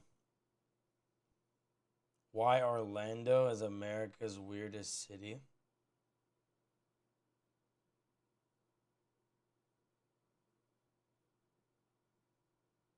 Why nobody wants to visit Las Vegas right now? You guys ready? There you go. This shit's trending. Yeah, Vegas has been dying for a minute, hasn't it? I mean, niggas don't got money. Dramatically in recent years. Niggas don't got money. I think that's as simple as it gets. If I were to oversimplify what could be going on. If niggas had money, niggas Las would be in Vegas Vegas. is definitely not what it used to be, and you just might be surprised at how bad the situation has gotten. After years of record visitor numbers and casino profits, tourism is finally falling. Now you might be thinking, but Jacob, haven't you been promoting Las Vegas for over a decade? Don't you want people to come here and visit? Absolutely. And in that time, I have developed a reputation for telling people about both the good and the bad about the place that I love. We're gonna dive into this disaster that has hit Las Vegas, but don't worry, because I'm also gonna show you how you can benefit from this mess. Ooh, we staying at nice ass hotels? One of the Las Vegas Strip's most beloved cheap food spots closed forever in 2024. For years, this place represented everything that made Las Vegas affordable to people who cannot afford five-star dining at every single meal. Ocean One Bar and Grill was the kind of restaurant where families could eat here without breaking their vacation budget, and locals would recommend it to tourists looking for a cheap place to eat. They were well known for having every item on their lunch menu cost just $4.99, and you could get 3 cocktails for $10. The writing was on the wall when the prices started to climb in the months leading up to the closure. You could see that they wanted to keep their prices as low as possible, but they're struggling to survive in an atmosphere where pretty much everything costs more. This wasn't just the loss of one restaurant. It was the death of the cheapest good food that you could find at the center of the Las Vegas Strip. Now that a reliable, budget-friendly option is gone, it's just another sign that the Strip is pricing out the average visitor who made Vegas what it is. Something that started as just a Hey, small twin, I got the fee same mic for on right hotel now. amenities has probably become the most hated aspect of visiting Las Vegas today. I remember doing a video back in 2018 on an article about how a $25 room in Las Vegas becomes a $65 room once you add in all of the taxes and fees. And at that time, $45 a night was the highest resort fee that you would find anywhere here on the Las Vegas And now it's like Strip. 100. So, in the future, who knows where resort fees will go, where they're headed. I think as long as the economy's doing well, these places will continue to charge. If they can if they can increase and people are going to pay it, they're going to charge it. They're going to be doing that to make as much money as they can. Well, fast forward to today, baby, and you know what we have right now on the Strip? We have over 30 individual hotels who charge $50 to $55 for the resort fee per Bitches. night. So now That's it's more crazy. like a $99 room turns into a $175 room. Because remember, you pay the Stupid, bro. $99 room price plus the 13.38% room tax on top of that price, plus you pay the $55 resort fee, plus you pay another 13.38% room tax on top of the resort fee. Why you're paying tax on top of a fee, ask Uncle Sam. And to add insult to injury, some of the things that these hotels list that are included with your resort fee are laughable. Things like free local and domestic phone calls, free boarding Yeah, pass would use printing, that. and access to the pool, but seasonal. So if you come during the winter time and the You're hotel still pool paying is that for closed, no reason. you do not get a cheaper resort fee because it's closed. Exactly. And the psychological impact of this for travelers really goes beyond money. It's about trust being broken before you even arrive, because your expenses have just exploded beyond what you budgeted for your vacation. And remember, guys, no matter how much resort fees are, this is Las Vegas and we are in the desert. So there's a pretty good chance that no matter what, you're going to wind up seeing roaches out here at some point. I don't think resort fees can get rid of that. For years, Vegas restaurants have added an extra 4 to 5% fee onto your food bill that most people don't even notice. And a big reason people don't notice is because the way it's displayed sometimes is kind of sneaky. So if you're gonna eat here at the center strip at a place like Alexa's, they have the menu here posted outside, you can see, but the glass is obviously a little dirty, but you gotta look down here at an angle to see where it says concession fee of 4.9% added to all checks. So if you look through the dirt and at an angle, at the Stupid, tiny bro. print at the bottom, you can find it before you actually go inside and order your food. So much greed, The good man. news about this, though, is every person I've ever heard that has asked a restaurant to remove the CNF fee has had it removed because it adds zero extra value to your meal, so it's hard for them to actually justify keeping it on your bill. They can These charges remove have that? become So common that experienced Vegas Oh, visitors shit. now scan every receipt like they're investigating a crime scene. Dude, What makes this mad particularly scummy. annoying is how these That's some fees- shit like I would expect if I was overseas. You know what I mean? Because, like, overseas, they'll do that. Like, I go to, like, a third world country and they'll pull some shit like that. But, like, Things have it changed is scummy. It's just, bro, I have a strong disdain for companies that just do, like You can find it before broke you actually go nigga inside shit. and order your food. The good Greed news ruined about this- America. Yeah. I'd say unchecked greed too. though, is every person I've ever heard I mean, that bro, has we're asked a supposed to restaurant have checks and remove balances, and the they're not CNF like fee has checking had it and removed balancing because shit. It adds zero It's extra just value like, to your meal, so it's you hard know, for them to actually I'm at a justify mindset keeping now it where on it's your like, bill. These I need to make become so unlimited common that money, experienced Vegas so I don't have visitors any now more scan problems, every receipt like and they're that's really investigating a hard. crime scene. You What know? makes this particularly annoying is how these fees are presented as legitimate business costs when they're really just profit boosters designed to inflate your bill.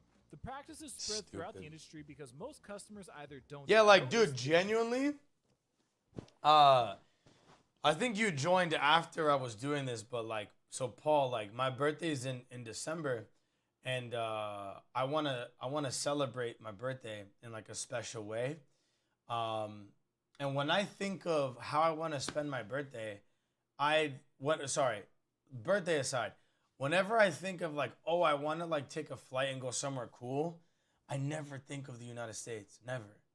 I'm never like, oh, let me go to Miami, or oh, let me go to Vegas, or oh, let me go to California. It's not that these places are not nice, but I know I'm going to get like killed with fees. You know what I'm saying? Like, bro, to stay at like a nice hotel in Vegas, like what is it? $200 a night? Dog, I can get a nice ass Airbnb where I can cook my own food in Colombia for $200 a week. A week, bro. $200 a week. And you want me to pay $200 a day? And then because it's a hotel room, I can't cook my own food. So I gotta like go out, I gotta eat garbage. And I gotta deal with that. Like, come on, bro. Yo, what's good, Nadisha? What's good, Mature Clown? How y'all doing today? Nice to meet y'all. Or don't have the energy to complain about them. Like, You're how, tired from bro? Walking around Vegas all day, and the last thing you And then want I is a gotta deal with confrontation. fucking prostitutes soliciting their escort services. Like, fuck that. Unless you're visiting a person, USA Tourism not worth. I only disagree with you Some on people like choose to say maybe no. like CNF nature or charges, national service parks. fees, COVID recovery fee. You know what I mean? But to do something like luxurious, nah, that shit is ass. Fuck that. That shit is deaf ass. Like, nah, you need to have an obscene amount of money just to do anything. It's really a shame, bro. I wish it wasn't like that. Because if it wasn't, I'd be, running it up at these hotels, but I just, like, can't. As long as the funding lasts. Yeah. But it's like, how do you survive in this economy? You know? Like, particularly, I'm trying to make it... Hold on. You guys aren't hearing the video anymore, are you? Okay. That's what it was. Vegas all day, and the last thing you want is a confrontation with restaurant staff over mysterious fees. Some people just choose to say, forget Okay, it. you're CNF hearing it charges, now. service fees, COVID recovery fees, and quote-unquote restaurant fees can add 4 to 5% to your Trying to meal get this cost working on on top my of expected tips and taxes. The really crazy Breaking thing is point? that every Oh, time I've heard for of someone sure. asking to have this fee I get just waived wish for guest I knew manager, when is that they was do, gonna happen. because they add 0 actual value to your dining experience. But restaurants count on customers. But, yeah, straight up, dude. Like, what the fuck? Like, I don't know. I feel like the breaking point happens once, like, people can't have, like, certain treats anymore. Like, I maintain the position that what keeps a lot of us in check is being able to, like, get our hands on, like, some bullshit here and there. You know, like, oh, I like buying Labubus, or, oh, I like eating this kind of junk food. You know what I mean? But if it gets to a point where, like, you can't do that anymore, I mean, there's got to be some sort of tragedy that happens that then, like, sparks outrage. Or, like, you just, like, lose that, and then people just, like, lose their minds. Because, like, progressively, we are getting there where we're, like, flipping out. And it's really annoying. Like, right now, I don't really have the money to be flying to Canada.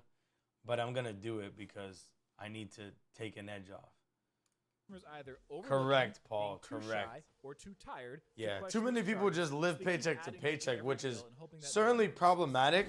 If you've been but visiting Las Vegas you're still for paying your years, bills. You've probably noticed a change Just that's barely. gradually taking place across You know? many casino floors. There used to be plenty of table games like blackjack and craps all over the place. But as the years have progressed, those table games have been removed and they have been replaced by seemingly endless banks of more and more slot machines. This isn't just about efficiency for space. It's about completely changing the odds in favor of the house. Table games like blackjack, craps, and baccarat typically have a house edge under 2% when played correctly, which gives players a better chance to win. But penny slots often give casinos around a 10% advantage, meaning they keep $10 out of every $100 played over the long term.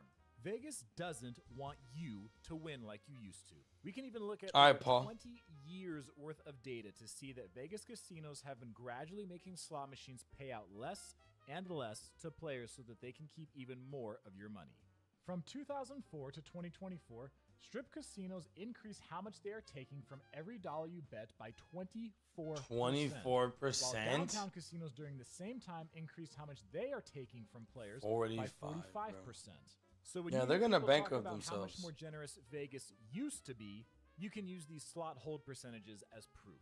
Aside from the fact that casinos make more money with slots than table games, slot machines also don't call in sick for work, they don't need to take lunch breaks, they don't get overtime pay, they don't receive health benefits, Huh? and they don't file complaints. These Paul are Harvey with the casinos save money on You top of subbed? winning more money. No So by way, moving bro. tables and adding more slots, casinos Paul, what the guarantee fuck? themselves Thank much you so higher much for the profits sub, for the dude. amount of floor space. The Aw, result is fewer opportunities. dude.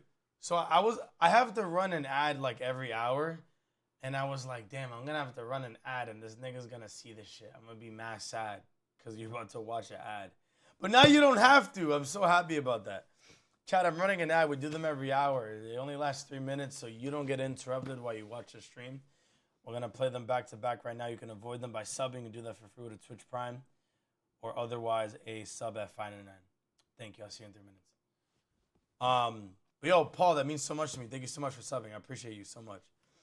Is for knowledgeable players to get Alright, cool. Let's decent keep odds watching. and more mindless buttons that drains bankrolls faster Lit. than ever.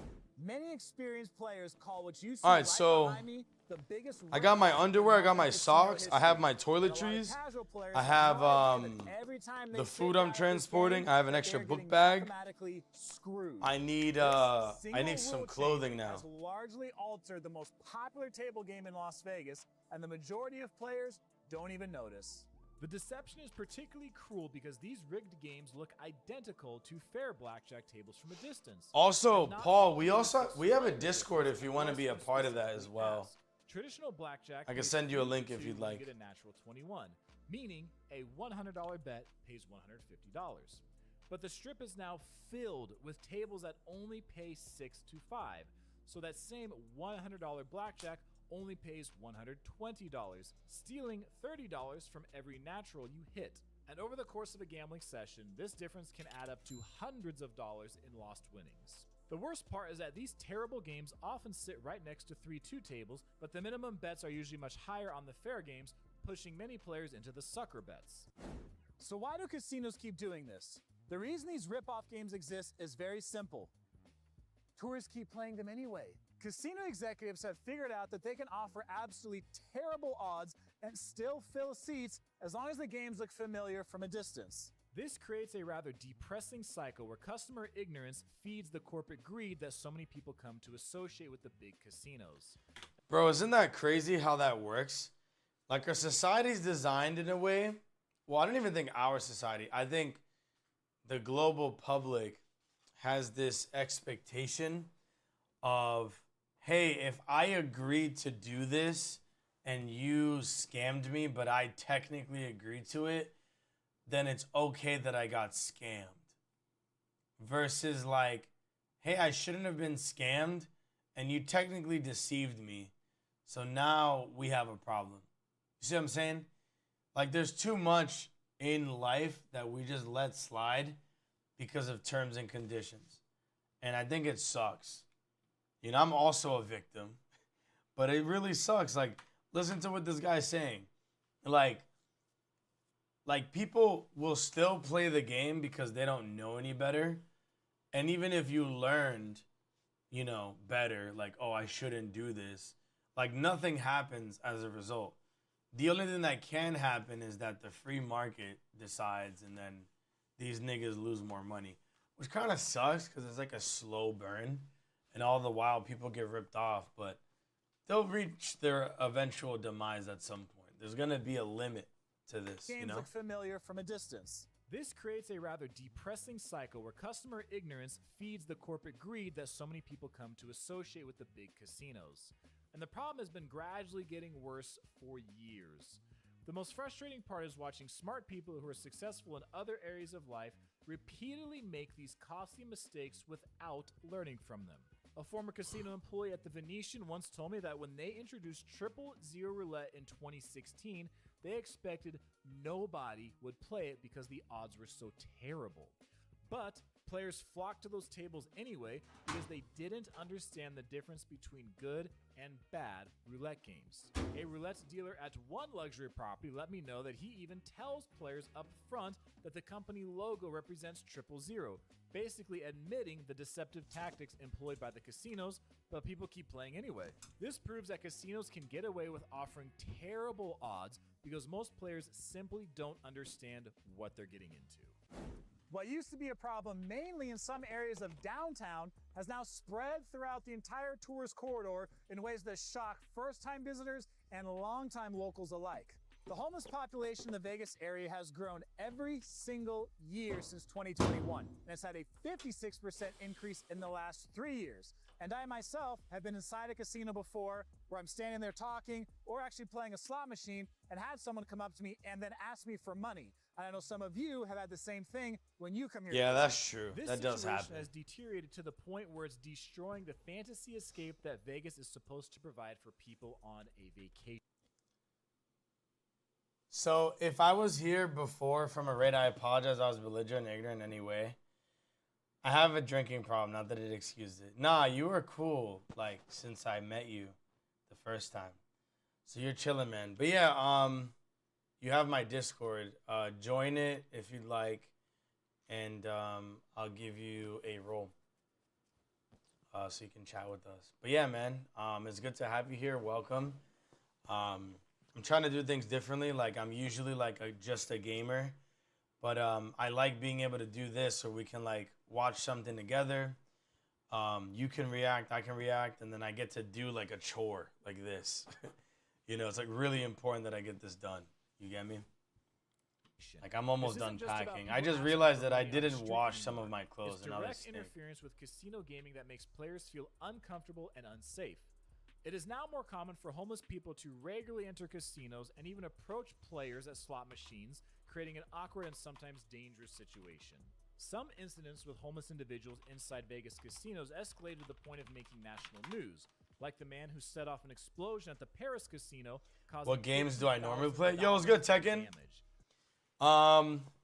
Man, I don't really have like a wheelhouse. I may have a wheelhouse, but what I've been playing lately is more like older games. Let me look at my Twitch because I actually don't remember. Or better yet, my YouTube. Hold on. If I go to my YouTube and I go to my playlists. Okay. So I've been doing Black Ops 6, Marvel Rivals, Hollow Knight, Devil May Cry, Alien Isolation, all in like the last month. I've been playing these games. And then previously it's been a little bit of Mario Kart, Undertale, Deltarune, The Quarry, Elden Ring, Risk of Rain. So I would say if you want to categorize me, I'm like a single player streamer. That's what I play. That's what I do. Undertale, that's how I joined. Yeah, there you go. Yeah, I'm mainly playing like single player games, but I like playing multiplayer games as well. That's a fucking spread. Yeah, and it's only gonna get more spread as well. But yeah, dude, I play a little bit of everything for sure. Like, I even played Hotline Miami. I played Titanfall 2, Final Fantasy 7. I played Final Fantasy 4, like retro Final Fantasy, like. Oh my god, I love this song.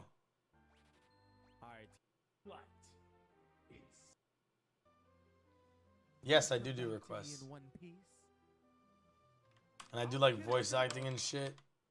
The old voice for Kane was hurting me, so I gotta change it up. Son, we out here poised as hell. Hella shit. So listen to the song. Listen to the song. We walking out. We them niggas.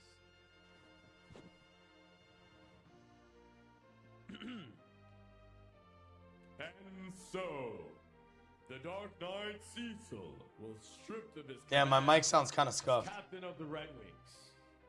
He and the Master Dragoon Same dance and everything. You know what I'm saying? the Foggy Valley. the village of mist. I gotta get a new XLR mic, dude, so it doesn't do that anymore. But you get the idea. Yeah, I play a little bit of everything, man. So I will say, admittedly, like in the past, I've done a lot more retro games, and I'm still gonna do those. But I am trying to play newer games, just to fill you in a little bit on my decision making here. Not that I have anything to prove to anybody, but if you don't know, the reason why I post so many videos in a row, I think it was either you or the other guy.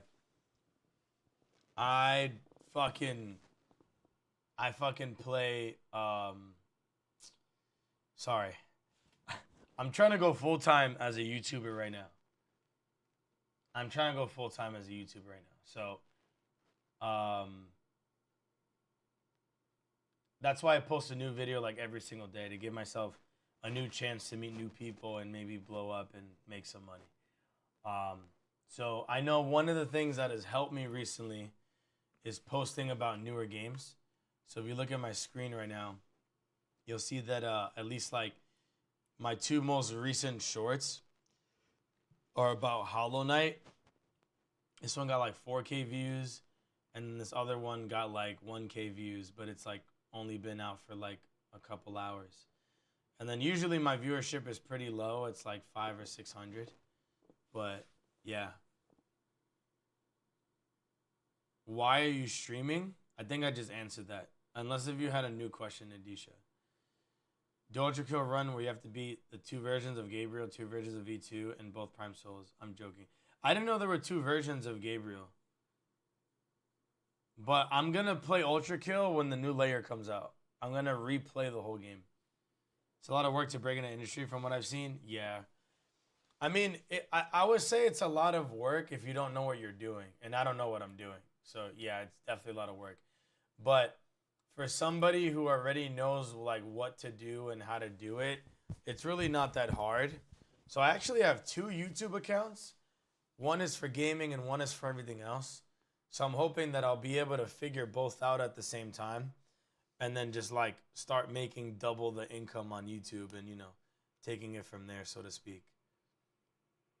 But yes, I've been rank P'ing some shit in Ultra Kill, so expect that to come soon. But yeah, I'm really interested in playing newer games. So I want to be able to get myself in a position where I can play Silk Song ASAP. ASAP. ASAP. The tariffs that were put in place in early 2025 has many Layer with the Earth Mover. See, I stopped playing Underkill. I stopped playing Overkill on Ultra Kill. I don't know. I think there's a layer where like you're in the sand levels. And I stopped playing when I played like some of the sand levels and then I stopped. I don't know what that is. That layer 4? Greed? Yeah, it's like 3 or 4. I stopped playing there just because I wanted to play something else. But I love Ultra Kill. Yeah. I love Ultra Kill. I'm 100% going to play when the new layer comes out. The layer's coming out this year or next year? It's supposed to come out soon, right? When is that coming out? international tourists staying away from Las Vegas due to uncertainty. Oh, because international tourists typically I didn't know stay you fight longer, him again. gamble more, and spend more on shows and dining than domestic. I want to visitors. rank P everything, New trade son. policies have made traveling to the U.S. more Yeah, look it up. expensive for foreign tourists, while Canadian airlines have reduced flights to Vegas as demand dropped. The economic concerns go beyond just Vegas, with inflation affecting travel costs nationwide and real estate markets slowing down in various parts of the country. And when people are worried about their jobs and their home values, Exactly. Vegas vacations become an easy We're not doing expense that to shit. cut from their budgets.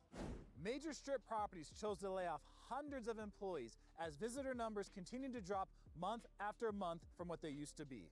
These cuts represent more than just cost-saving measures. They're a clear sign that casino executives are proactively cutting costs because they are uncertain about the future of Las Vegas. Fontainebleau cut numerous table games dealers in the first half of 2025, while other properties have eliminated entire departments like concierge services at MGM Grand, Park MGM, New York, Mandalay Bay, and Vidara. And although these employees are commonly told that the layoffs are just temporary, there's They're no not coming guarantee back. that they will be called back to work at They their are old not job. coming back. One off-strip casino manager told me that just a $1 minimum wage increase costs his property an extra $1 million annually in labor costs, which also makes it more difficult to offer customers the same value that they've been used to getting. When casinos can't fill rooms and gaming floors, they're forced to reduce staff to keep down their costs. But this can create a poor experience for the customers that are still visiting. The hotels and casinos that can benefit most from the recent problems in Las Vegas are the North Strip properties like the Sahara and the Strat, the off-strip properties, and the downtown ones. These properties have kept their commitment to affordable gambling and reasonable prices for their customers, while many strip properties have gone crazy with fees and terrible odds. Smart gamblers are starting to Shit is realize so that good, bro. significantly better deals exist just There's no release. We got a first look. Yeah. So I'm gonna play that shit when it comes out. I'm looking forward to it for sure. minutes away from the overpriced strip properties that get most of the attention. The contrast in value has also become so dramatic that many experienced visitors never set foot on the strip anymore except to see shows or eat at specific restaurants. Places like Ellis Island offer $5 craps and $5 3-2 blackjack with table minimums that never increase, even when the casino is packed. South Point provides affordable gaming That's with good. a wide variety of options for players. The Plaza Casino has single zero roulette that is a $15 minimum during the day and a $25 minimum at night. The Palms Casino began offering $5 3-2 Tekken just get and good. craps 24 hours a day in early 2025, directly targeting frustrated strip visitors who are tired of feeling like they're getting ripped off. Many off-strip properties especially benefit since they're already known for cheaper drinks, better gambling odds, and lower table minimums across the board. Some of these properties are experiencing increased business as strip prices push more players their way, proving that there's still a market for honest value in Las Vegas. The good news is that Las Vegas will always change with the market. Smart travelers are discovering that the recent changes in tourism actually creates opportunities to get better deals if you know where to look. The hospitality industry's need to fill these hotel rooms creates more and more opportunities and more discounts than we've seen in recent years. And despite all of this, Las Vegas still offers amazing value per dollar compared to most other tourist destinations in the country. So even if the major strip casinos still try to squeeze every dollar they can out of the tourists who come here, there are plenty of other affordable options for you to have fun all around the Vegas Valley. Food and drinks in general are something that have All right, become much Tekken, more take it easy, expensive bro. in Vegas in recent years, and finding cheap options is Thanks for getting stopping by. difficult. But if you want an entire list for free that won't hurt your wallet, just click right here.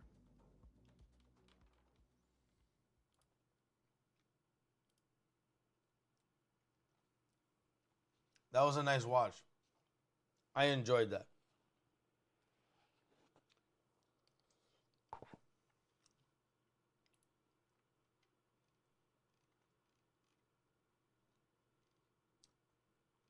I enjoyed that thoroughly.